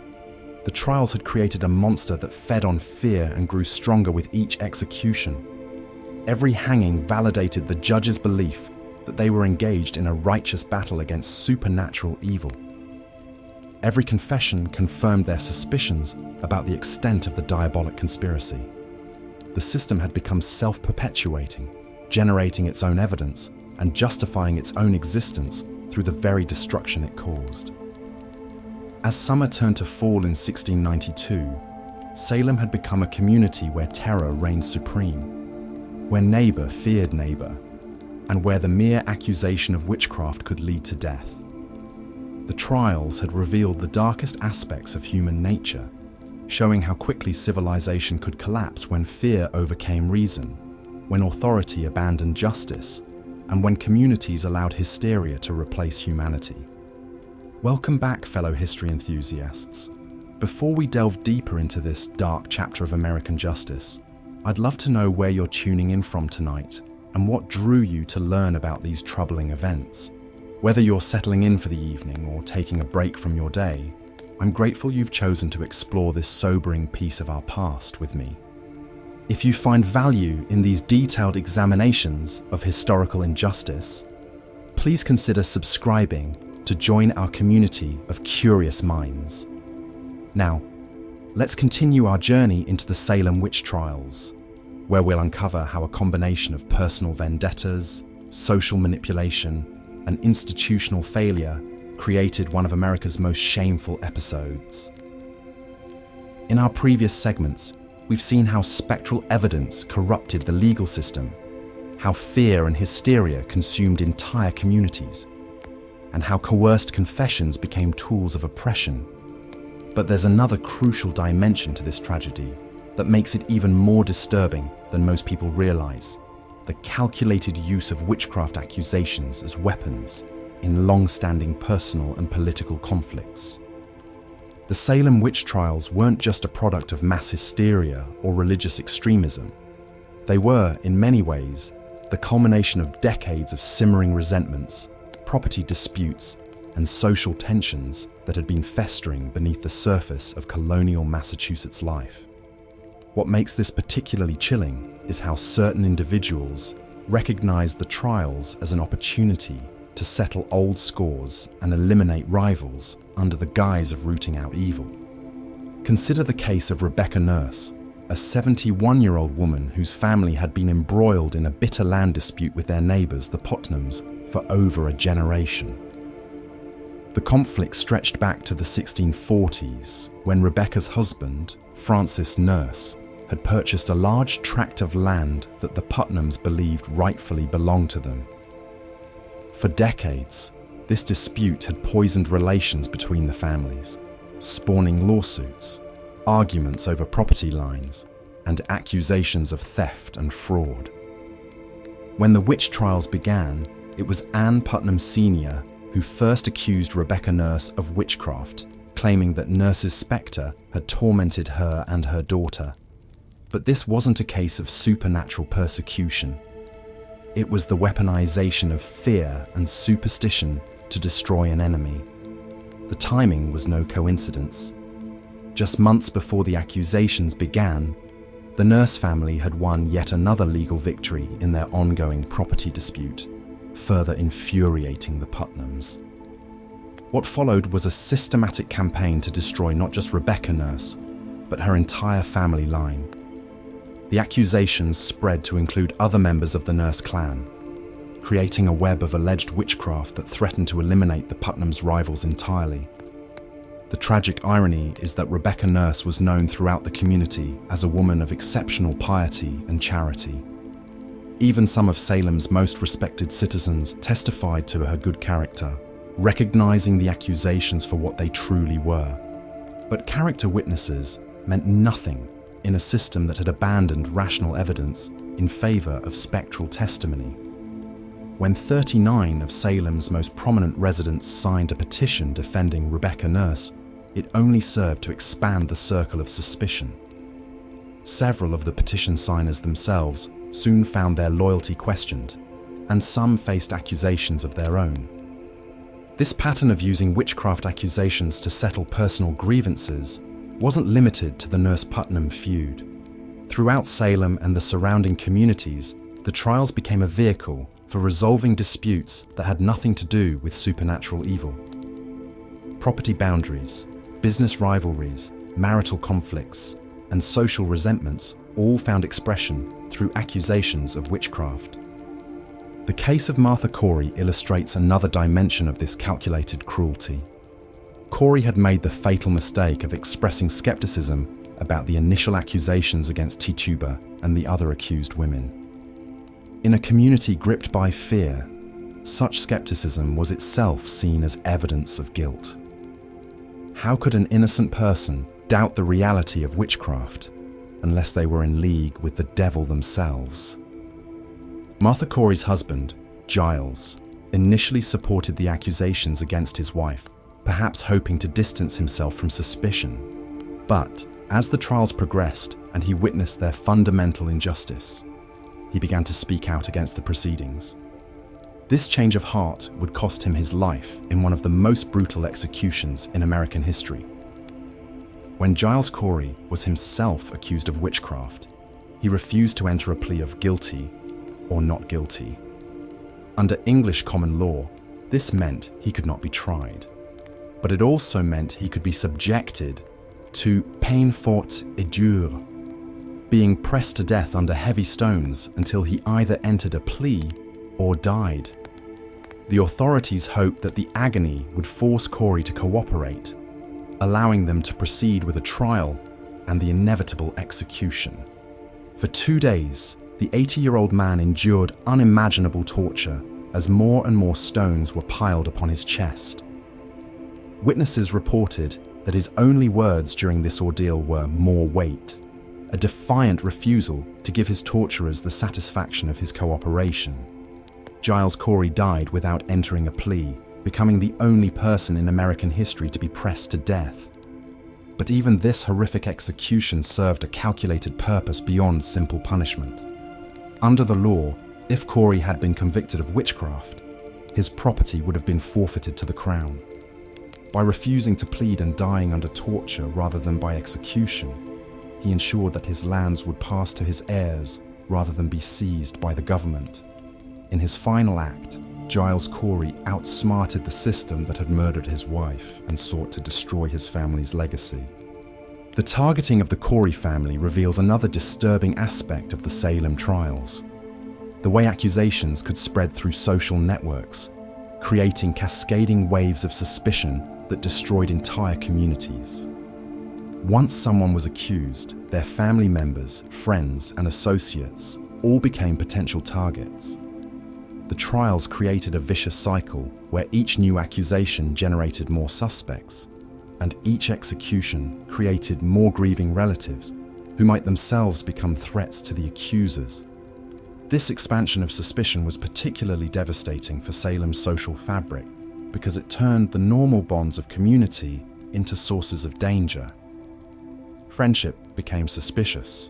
Why would someone defend the accused unless they shared their guilt?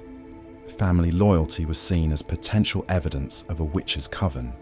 Even acts of charity and kindness could be reinterpreted as evidence of supernatural manipulation.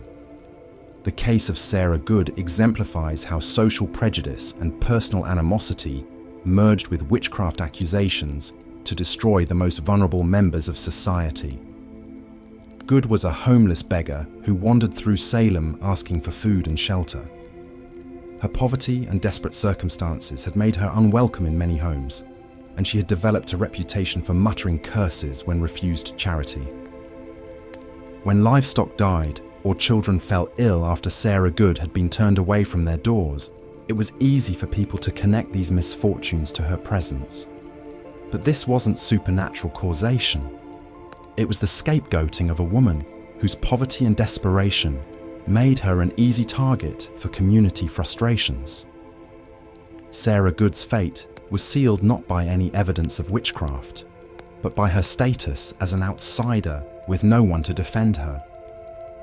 The execution of Sarah Good on July 19, 1692, was accompanied by a moment that crystallized the trial's fundamental injustice. As she stood on the gallows, Reverend Nicholas Noyes declared that she knew she was a witch. Good's response has echoed through history. "You are a liar. "I am no more a witch than you are a wizard, and if you take away my life, God will give you blood to drink." Whether Sarah Good intended it as a curse or simply a prediction of divine justice, her words proved prophetic. Reverend Noyes died 25 years later, choking on his own blood. But more significantly, her defiant final statement captured the moral clarity that had been so conspicuously absent from the trials themselves. In her last moments, this impoverished and friendless woman spoke truth to power with a courage that the educated ministers and magistrates of Salem had utterly failed to display. The systematic targeting of vulnerable populations reveals another layer of the trial's horror. Women like Sarah Good, who lacked social protection, were disproportionately likely to face accusations. So were those who had challenged social norms in other ways. Women who had inherited property, who had engaged in business, or who had otherwise stepped outside traditional gender roles. Bridget Bishop, the first person executed in the Salem trials, fit this pattern perfectly. She was a tavern keeper who dressed flamboyantly, had been married multiple times, and was known for her independent spirit. Her tavern was a place where men gathered to drink and gamble, activities that the Puritan community viewed with deep suspicion. When accusations of witchcraft began flying, Bridget Bishop's unconventional lifestyle made her an obvious target. The speed with which Bishop was tried and executed, just 8 days after the special court of Oyer and Terminer was established, suggests that her fate was predetermined. The authorities needed a quick conviction to establish the court's legitimacy and demonstrate their commitment to rooting out witchcraft. Bishop's reputation and lack of powerful allies made her the perfect first victim. But the targeting of social outsiders was only part of a broader pattern of how the trials reinforced existing power structures while appearing to challenge supernatural evil. The accusations consistently flowed upward from accusers of lower social status to targets of higher status, but they stopped well short of truly challenging the colony's elite. While several prosperous farmers and respected church members were accused, the colonial leadership itself remained largely untouched. This selective application of suspicion reveals the trial's true nature as a tool of social control rather than spiritual purification. The same magistrates who accepted spectral evidence without question when it targeted their social inferiors became suddenly skeptical when accusations began to threaten their own class. When the wife of Governor William Phips was accused of witchcraft, the governor quickly dissolved the special court and ended the trials. The economic dimensions of the Salem Witch Trials add yet another layer of calculation to what appeared to be spiritual warfare.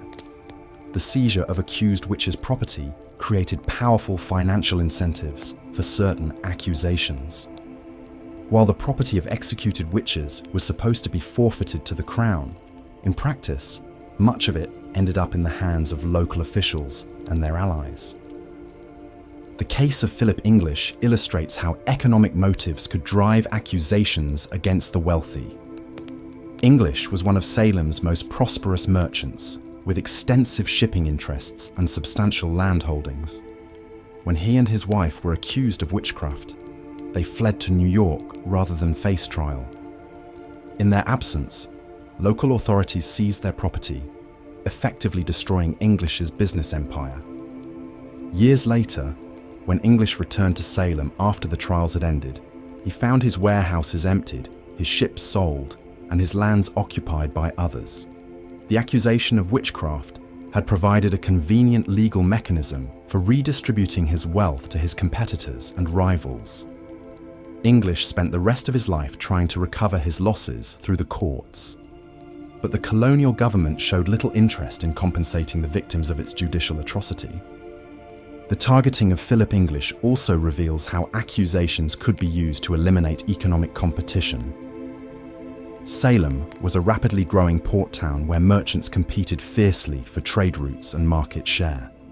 The witch trials provided an opportunity for unscrupulous competitors to eliminate rivals by questioning their spiritual allegiance rather than competing fairly in the marketplace.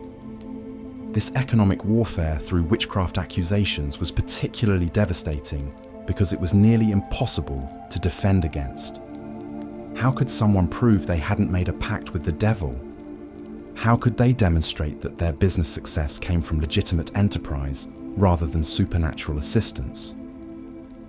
The burden of proof had been reversed, and innocence became impossible to establish.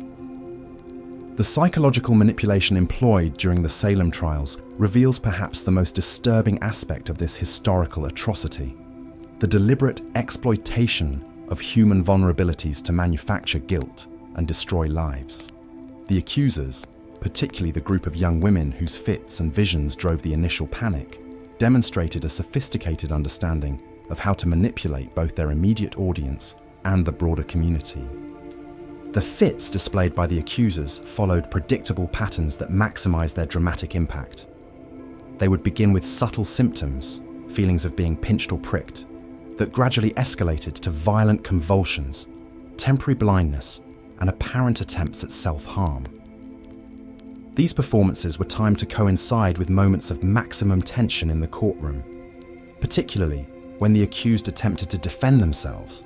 What made these performances so effective was their apparent spontaneity and the genuine distress they appeared to cause the accusers.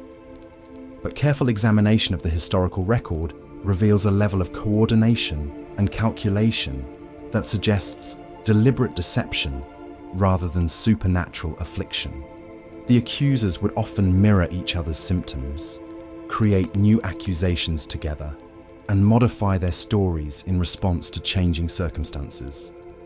The case of Mary Warren illustrates how this psychological manipulation could be turned against the accusers themselves when they threatened the larger narrative. Warren was initially one of the primary accusers, but she later recanted her testimony and claimed that the other girls had been lying. When she attempted to tell the truth, she found herself accused of witchcraft by her former allies.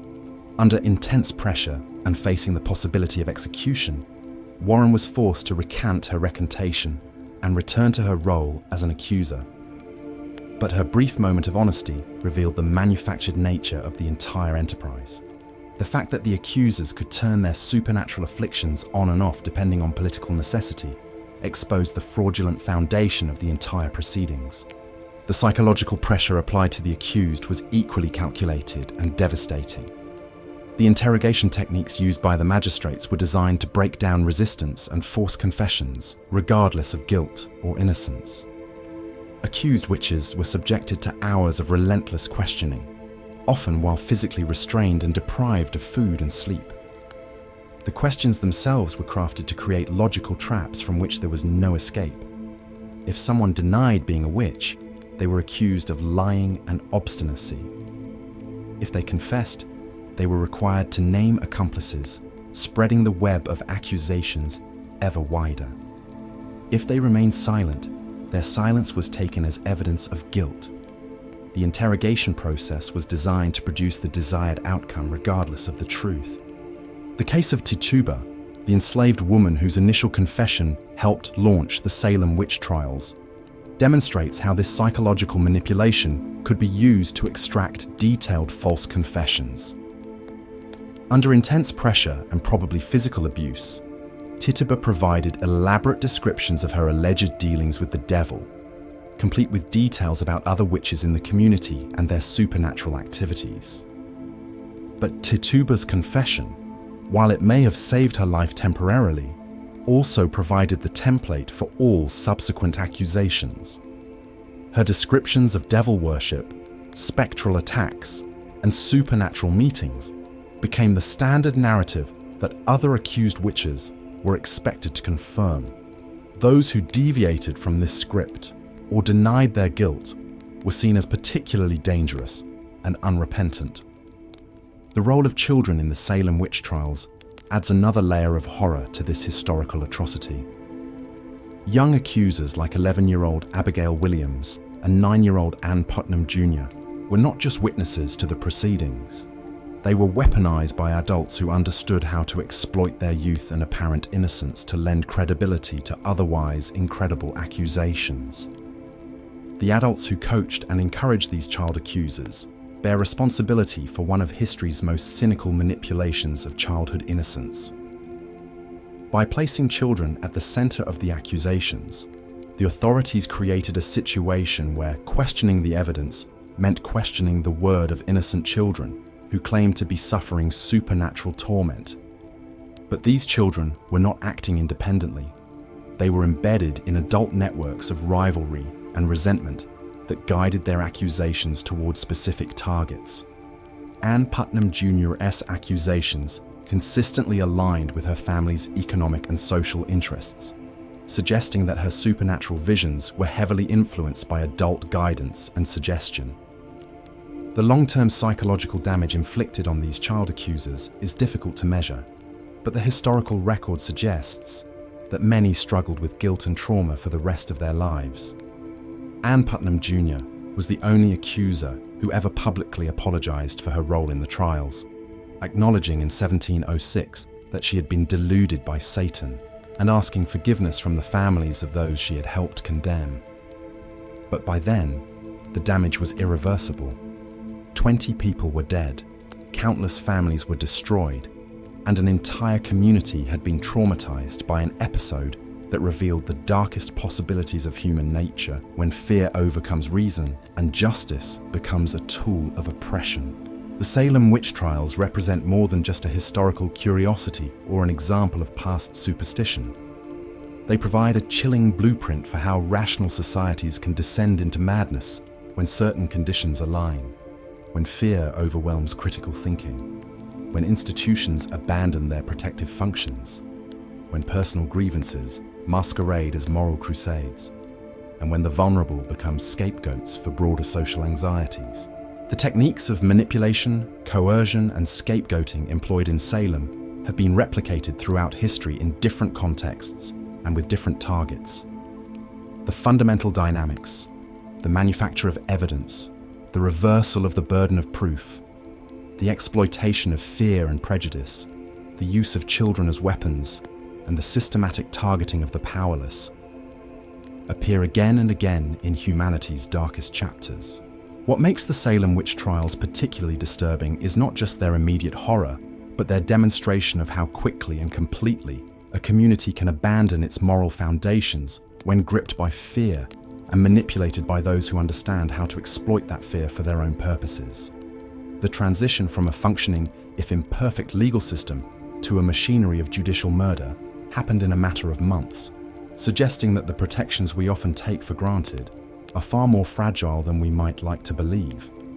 As we reflect on this dark chapter of American history, we must remember that it was not the product of ignorance or primitiveness, but of deliberate choices made by educated people who understood exactly what they were doing. The magistrates who accepted spectral evidence knew it was unreliable. The ministers who encouraged the trials understood they were violating biblical principles of justice. The accusers who pointed fingers at their neighbors were often settling personal scores rather than identifying supernatural threats. The Salem Witch Trials were worse than most people realize, not because of their scale or their brutality, though both were significant, but because of their demonstration that ordinary people in ordinary communities are capable of extraordinary evil when the right conditions emerge. They remind us that the price of justice is eternal vigilance, and that the protection of the innocent requires constant courage from those willing to speak truth to power, even when that truth is unwelcome and dangerous. In our modern world, where fear and division continue to threaten rational discourse and just institutions, the lessons of Salem remain painfully relevant. The techniques of manipulation and scapegoating have evolved, but their essential characteristics remain the same. The only defense against such darkness is an unwavering commitment to evidence-based reasoning, procedural justice, and the protection of the vulnerable, principles that the people of Salem abandoned to their eternal shame and our enduring instruction.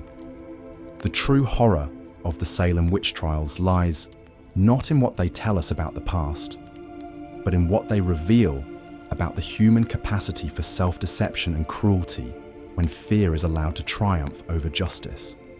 They serve as a permanent warning about the fragility of civilization and the constant vigilance required to protect the innocent from those who would exploit fear for their own dark purposes. Here's part 10 of the 12-part script for Boring History. Why the Salem Witch Trials were worse than you thought. What made the Salem Witch Trials truly terrifying wasn't just the individual cases of injustice, or even the systematic breakdown of legal protections.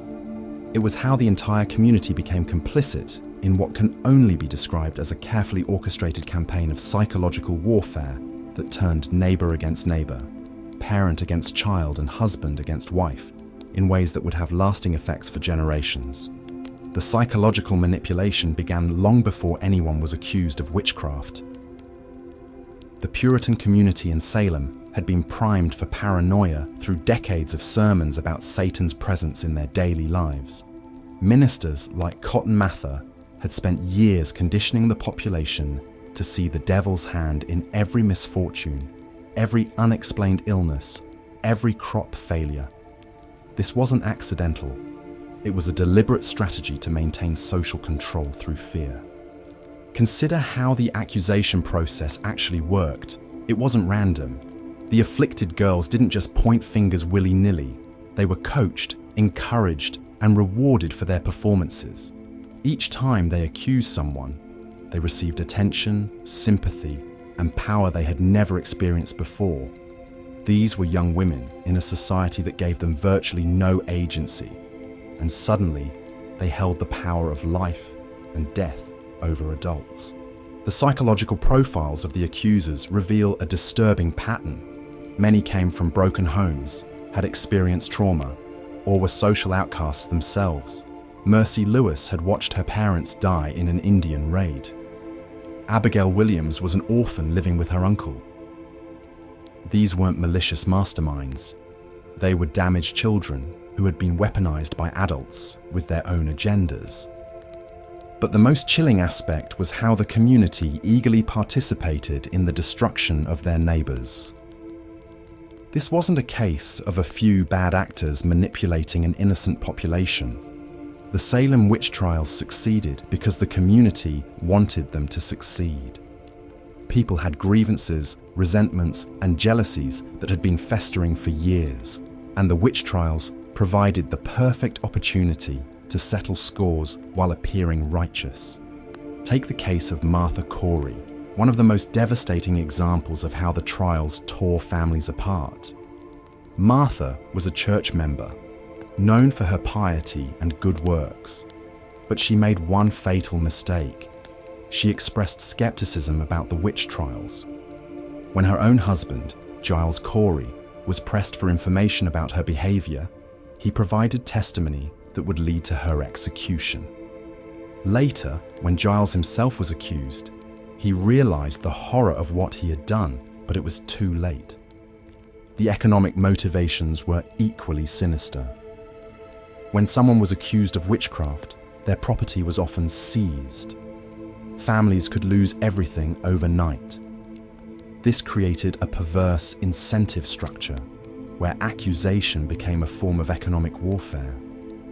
Thomas Putnam, whose daughter was one of the primary accusers, had land disputes with numerous people who were later accused of witchcraft. Coincidence? Hardly. The trials also served as a tool of social engineering. The majority of those accused were women, particularly women who didn't conform to Puritan expectations.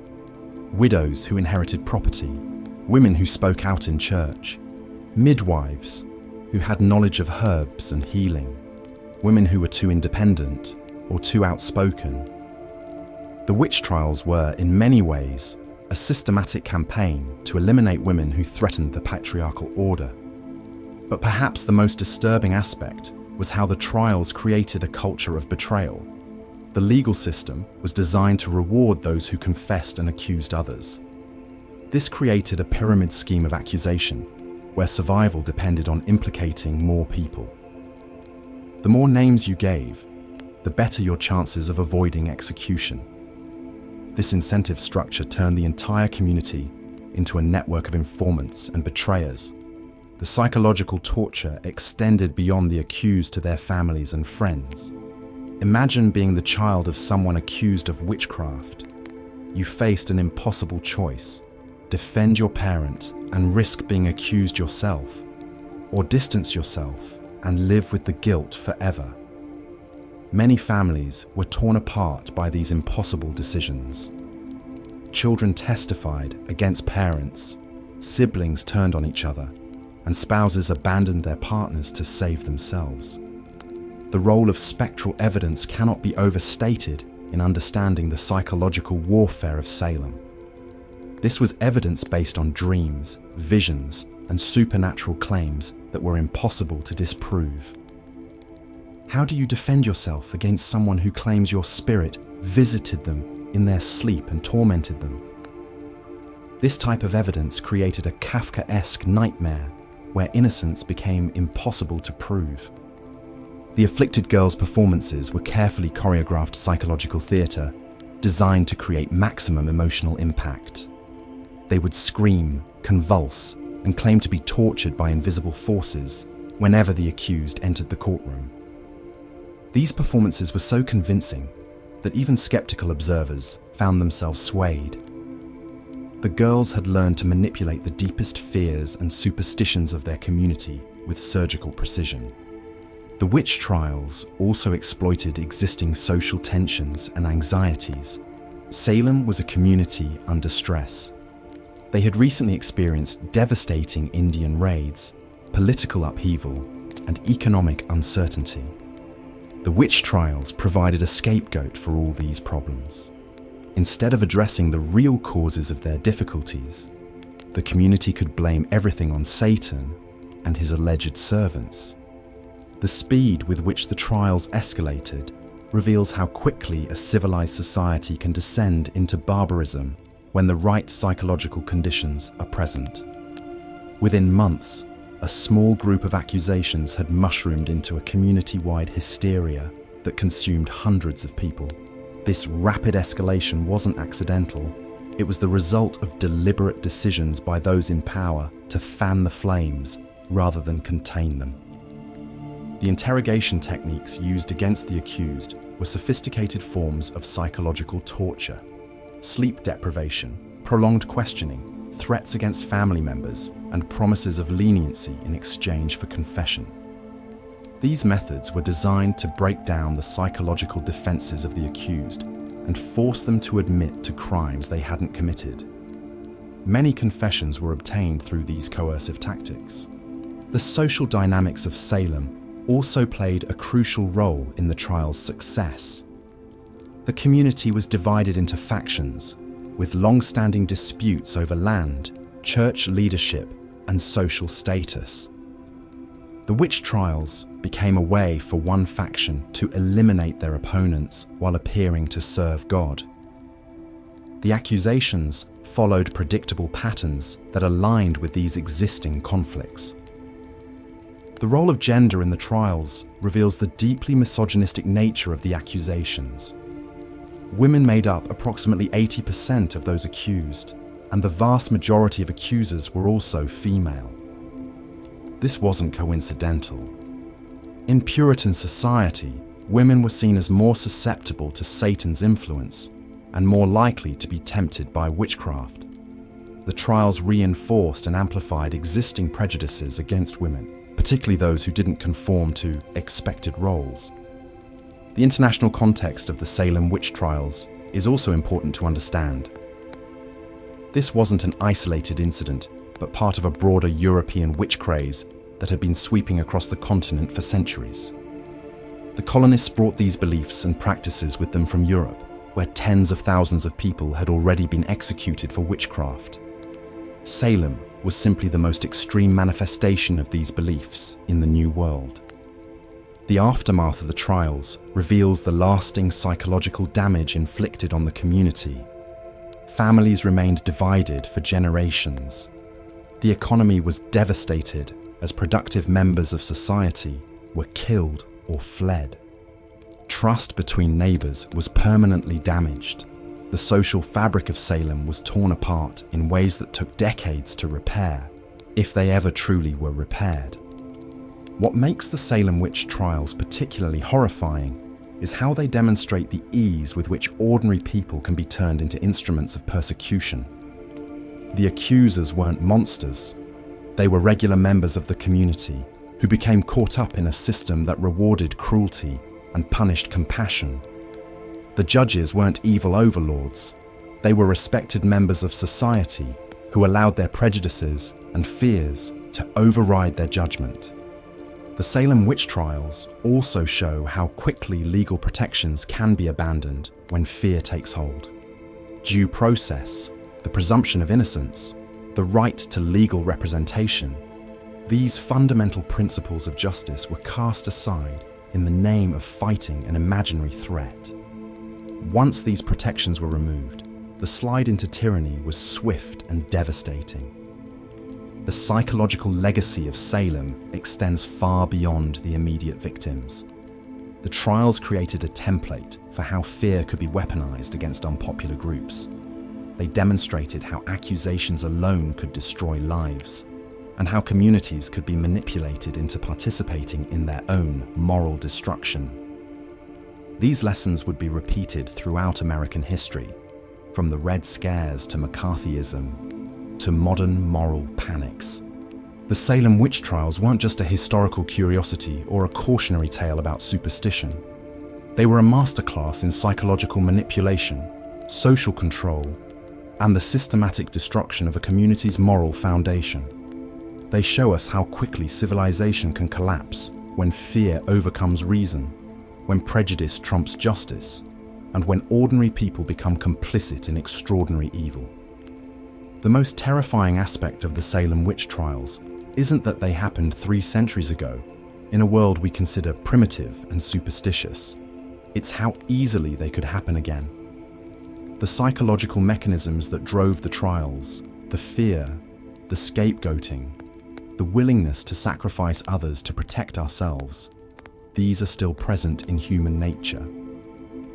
The Salem Witch Trials serve as a permanent reminder of what we're capable of when we abandon our principles and surrender to our worst impulses. Understanding the psychological warfare of Salem isn't just about learning history, it's about recognizing the warning signs in our own time. When we see communities turning against vulnerable groups, when we see accusations without evidence being treated as fact, when we see fear being used to justify the abandonment of legal protections, we should remember Salem and ask ourselves whether we're witnessing the birth of a new witch trial. The victims of Salem deserve to be remembered not just as statistics or symbols, but as real people who suffered and died because their community failed them. They were tortured, executed, and destroyed by neighbors who knew them, judges who should have protected them, and a system that valued conformity over truth.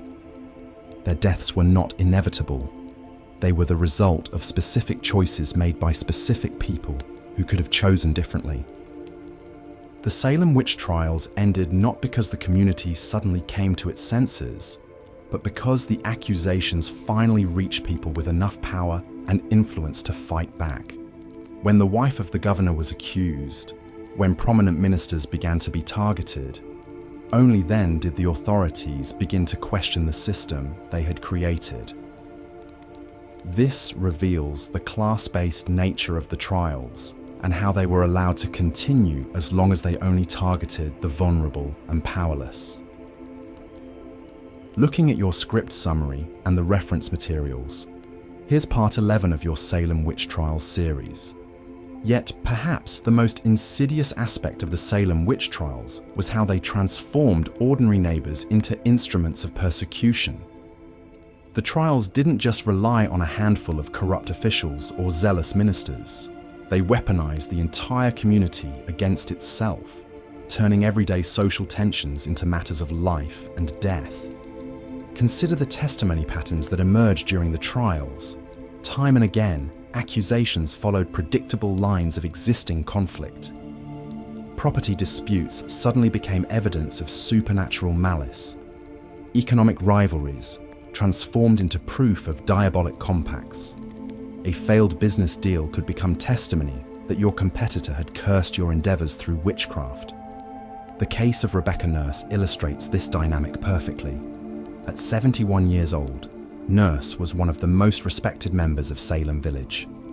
She was known for her piety, her charitable works, and her gentle nature. When she was accused of witchcraft, 39 of her neighbours signed a petition defending her character.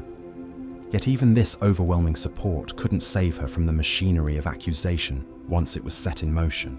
The accusation against Nurse stemmed from a land dispute between her family and the Putnams, one of the most powerful families in Salem Village.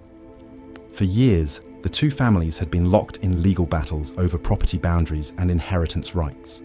When the witch trials began, Anne Putnam Jr., the 12-year-old daughter of Thomas Putnam, claimed that Nurse's spectre had tortured her. Suddenly, a mundane property dispute had become a supernatural battle between good and evil. What made this transformation so devastating was how it inverted normal social relationships. In traditional Puritan society, age commanded respect, piety was valued above all else, and community standing mattered. But the witch trials created a new hierarchy where the youngest and most marginal members of society, teenage girls and servants, could wield power over their social superiors simply by claiming supernatural affliction. This inversion wasn't accidental. It reflected deep tensions within Puritan society about authority, gender, and social order.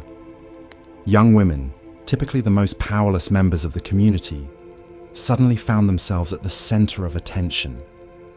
Their words could determine life and death. Their accusations could topple the most established families. For perhaps the first time in their lives, they possessed real power, and some clearly relished wielding it. The afflicted girls quickly learned to perform their role with increasing sophistication. They developed a repertoire of symptoms that could be deployed on command, falling into fits at precisely the right moments, crying out against specific individuals when tensions reached their peak, even claiming to see invisible spectres that only they could perceive. Their performances became more elaborate and coordinated over time, suggesting a level of conscious manipulation that went far beyond genuine religious hysteria. But the girls weren't operating in a vacuum. They were supported and encouraged by adults who had their own reasons for wanting certain individuals accused. Ministers like Samuel Parris used the trials to consolidate his authority and eliminate his critics. Wealthy families like the Putnams used accusations to settle old scores and acquire property. Even ordinary citizens found that supporting the trials could provide protection from suspicion while offering opportunities to advance their own interests. This created a feedback loop of escalating accusations. As more people were arrested, the pressure mounted on the accused to confess and name accomplices.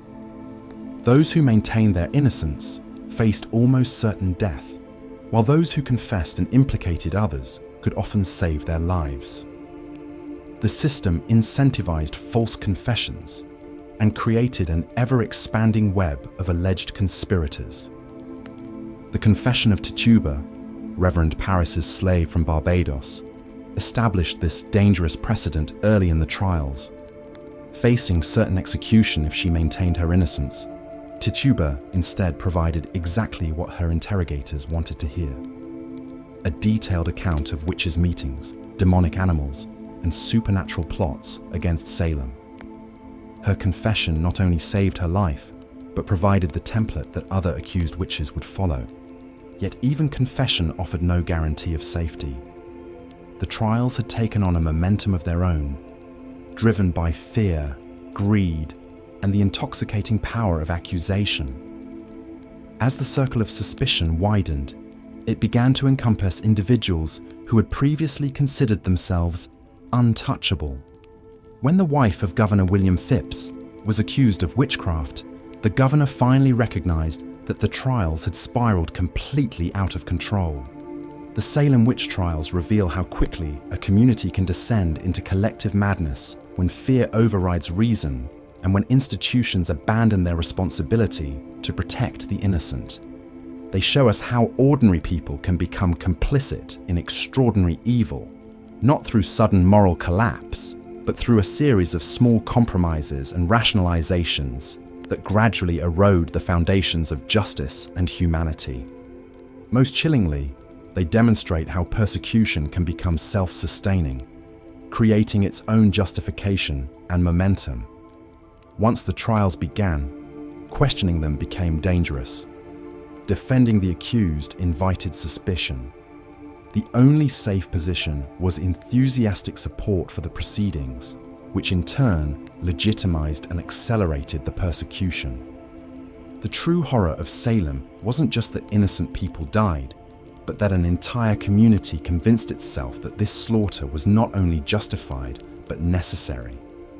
They transformed murder into righteousness, paranoia into piety, and mob violence into divine justice.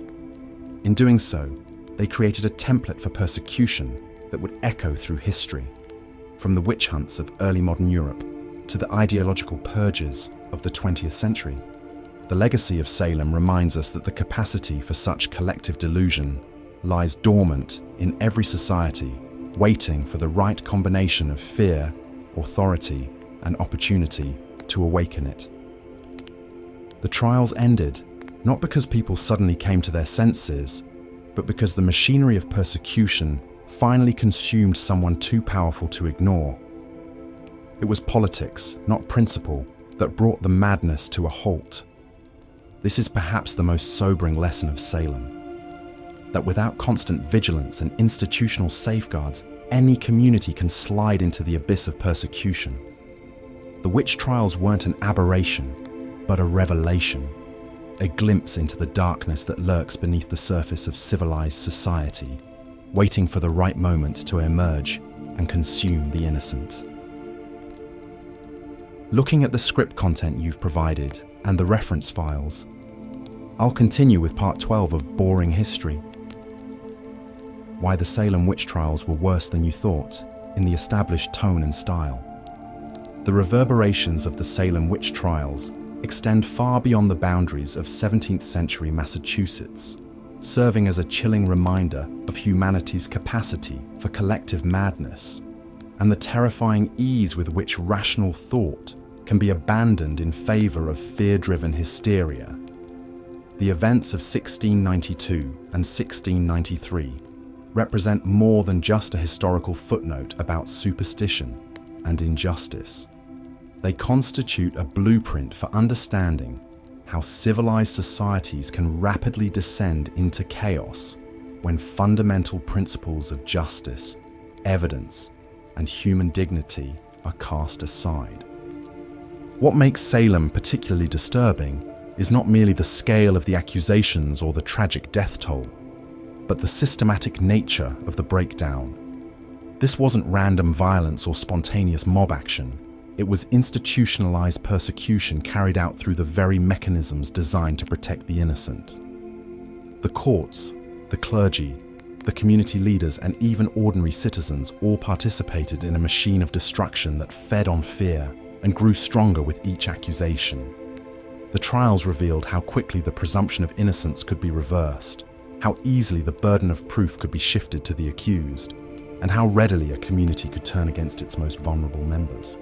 The psychological manipulation that characterized the Salem trials offers profound insights into the human condition and our susceptibility to mass hysteria. The accusers, many of them young women in a rigidly patriarchal society, discovered that their testimony held unprecedented power. Through claims of spectral evidence and supernatural torment, they could command the attention of magistrates, ministers, and the entire community. Their fits and convulsions became performances that determined life and death, creating a perverse theatre where the most dramatic accusations carried the greatest weight.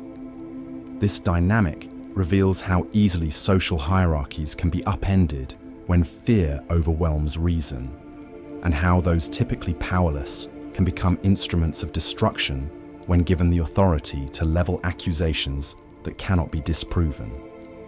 The role of social and economic tensions in fueling the accusations cannot be overstated. Salem Village was a community riven by disputes over land ownership, ministerial authority, and economic opportunities. Families who had feuded for generations found in the witch trials a convenient mechanism for settling old scores. Property disputes that had simmered for decades suddenly became matters of spiritual warfare, with accusations of witchcraft serving as weapons in conflicts that had nothing to do with supernatural evil. The pattern of accusations clearly reflected these underlying tensions, with many of the accused being individuals who had previously been involved in legal disputes, property disagreements, or social conflicts with their accusers or their families. Perhaps most troubling is how the trials exploited and reinforced existing prejudices against women, the elderly, the poor, and social outcasts. The majority of those accused were women, particularly those who didn't conform to Puritan ideals of feminine behaviour. Widows who had inherited property, women who spoke out against authority, those who practiced folk healing, or simply individuals who had gained a reputation for being difficult or unconventional found themselves particularly vulnerable to accusations. The trials thus served as a mechanism for enforcing social conformity and punishing those who challenged established norms, using the ultimate sanction, death, to silence dissent and difference. The abandonment of established legal principles during the Salem trials demonstrates how quickly centuries of jurisprudential development can be swept away when fear takes hold.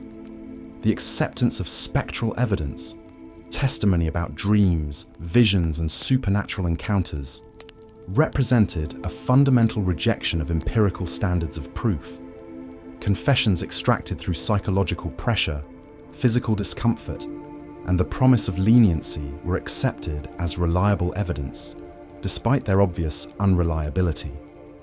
The normal protections afforded to the accused were systematically dismantled, creating a legal framework designed not to determine guilt or innocence, but to validate predetermined conclusions about supernatural evil.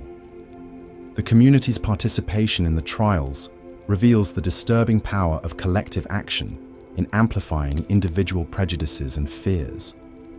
Neighbours who might have harboured private doubts about their fellow citizens found themselves swept up in a communal effort to identify and eliminate supposed threats. The act of accusation became a form of social participation, a way of demonstrating one's own virtue and orthodoxy by identifying the evil in others. This dynamic created a snowball effect where each new accusation made subsequent accusations more likely.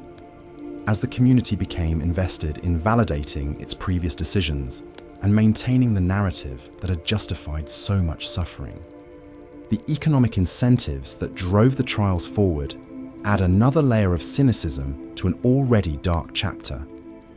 The property of the accused could be seized to pay for their imprisonment and trial costs, creating a perverse financial motivation for prolonging the proceedings. Accusers sometimes benefited directly from the destruction of their targets, inheriting property or eliminating economic competition. The sheriff and other officials profited from the fees associated with arrests, imprisonments, and executions.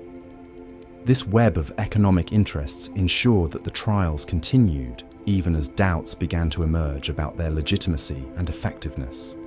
The role of religious authority in legitimizing and perpetuating the trials demonstrates how spiritual leaders can become complicit in persecution when they allow theological certainty to override compassion and critical thinking. Ministers who should have been voices of reason and mercy instead provided biblical justification for the proceedings, interpreting the trials as part of a cosmic battle between good and evil. Their sermons and writings created a theological framework that made questioning the trials tantamount to siding with Satan himself. This religious sanction gave the trials a sacred character that made opposition seem not just foolish but blasphemous. The eventual collapse of the trials occurred not through any sudden outbreak of rationality or compassion, but through the gradual recognition that the accusations had gone too far and were threatening individuals too prominent to be safely destroyed. When the accusations began to reach the wives of ministers and the relatives of magistrates, the community suddenly discovered the importance of standards of evidence and due process. This selective application of justice reveals the fundamentally political nature of the trials and their role in reinforcing rather than challenging existing power structures. The aftermath of Salem was marked by a complex mixture of acknowledgement and denial that continues to characterize how societies deal with episodes of collective wrongdoing. While some participants eventually expressed remorse and sought forgiveness, many others remained silent or attempted to justify their actions. The community's efforts to move past the trials often involved minimizing their significance or portraying them as an unfortunate but understandable response to extraordinary circumstances. This pattern of partial acknowledgement and defensive rationalization would be repeated in numerous subsequent episodes of mass persecution and injustice. The lessons of Salem extend far beyond the specific context of 17th century New England witch trials. They illuminate the universal human tendency to seek simple explanations for complex problems, to find scapegoats for societal tensions, and to use fear as a tool for achieving political and social objectives. The trials demonstrate how quickly civilized societies can abandon their most cherished principles when confronted with perceived threats, and how easily the machinery of justice can be turned into an instrument of oppression. The relevance of Salem to contemporary society is both obvious and unsettling. The dynamics that drove the witch trials, fear of the other, the power of accusation in social media age, the temptation to abandon due process in times of crisis, the exploitation of genuine grievances for political gain, remain powerful forces in modern life. The trials serve as a warning about the fragility of the institutions and norms that protect individual rights and the constant vigilance required to maintain them. They remind us that the capacity for collective madness and systematic injustice lies dormant in every society, waiting to be awakened by the right combination of fear, prejudice, and opportunism. Understanding Salem requires us to confront uncomfortable truths about human nature and social organization. The trials were not the product of a uniquely superstitious or backward society, but rather the result of universal human tendencies that exist in every community and every era. The people of Salem were not monsters or primitive fanatics. They were ordinary individuals who allowed fear to override their better judgment and who participated in collective action that they would later struggle to explain or justify. Their experience serves as a mirror in which we can see our own capacity for both cruelty and wisdom, our vulnerability to manipulation, and our potential for moral courage. The true horror of Salem lies not in the supernatural elements that captivated the imaginations of the participants, but in the entirely human processes that transformed a community into a machine for destroying its own members. The trials represent a complete breakdown of the social contracts and moral constraints that make civilized life possible, replaced by a system that rewarded cruelty, punished virtue, and elevated fear above reason. They demonstrate how quickly the bonds that hold societies together can dissolve when tested by crisis, and how difficult it can be to rebuild trust and justice once they have been destroyed.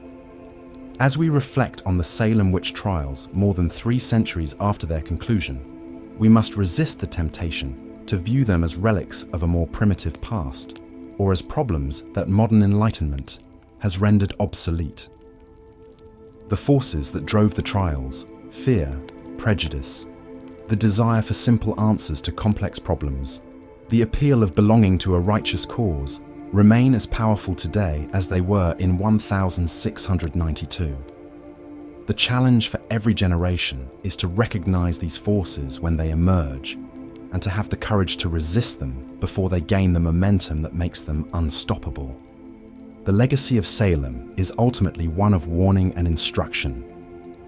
It teaches us that liberty and justice are not natural states, but artificial constructs that require constant maintenance and defense.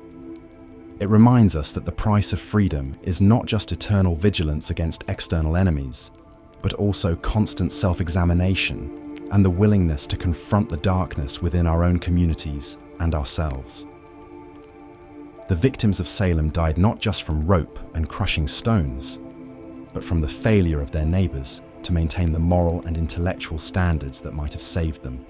Their memory challenges us to do better, to be better, and to ensure that their suffering was not in vain. In the end, the Salem Witch Trials stand as a testament to both the worst and best of human nature. They reveal our capacity for cruelty, our susceptibility to delusion, and our tendency to destroy what we should protect. But they also demonstrate the power of individual conscience, the possibility of redemption, and the ultimate triumph of truth over falsehood. The trials ended not because evil was defeated or good triumphed, but because enough people finally found the courage to say that the emperor had no clothes, that the accusations were false, and that the community had lost its way. In their courage to speak truth to power and their willingness to acknowledge error, we find hope that reason and compassion can ultimately prevail over fear and hatred, even in the darkest of times.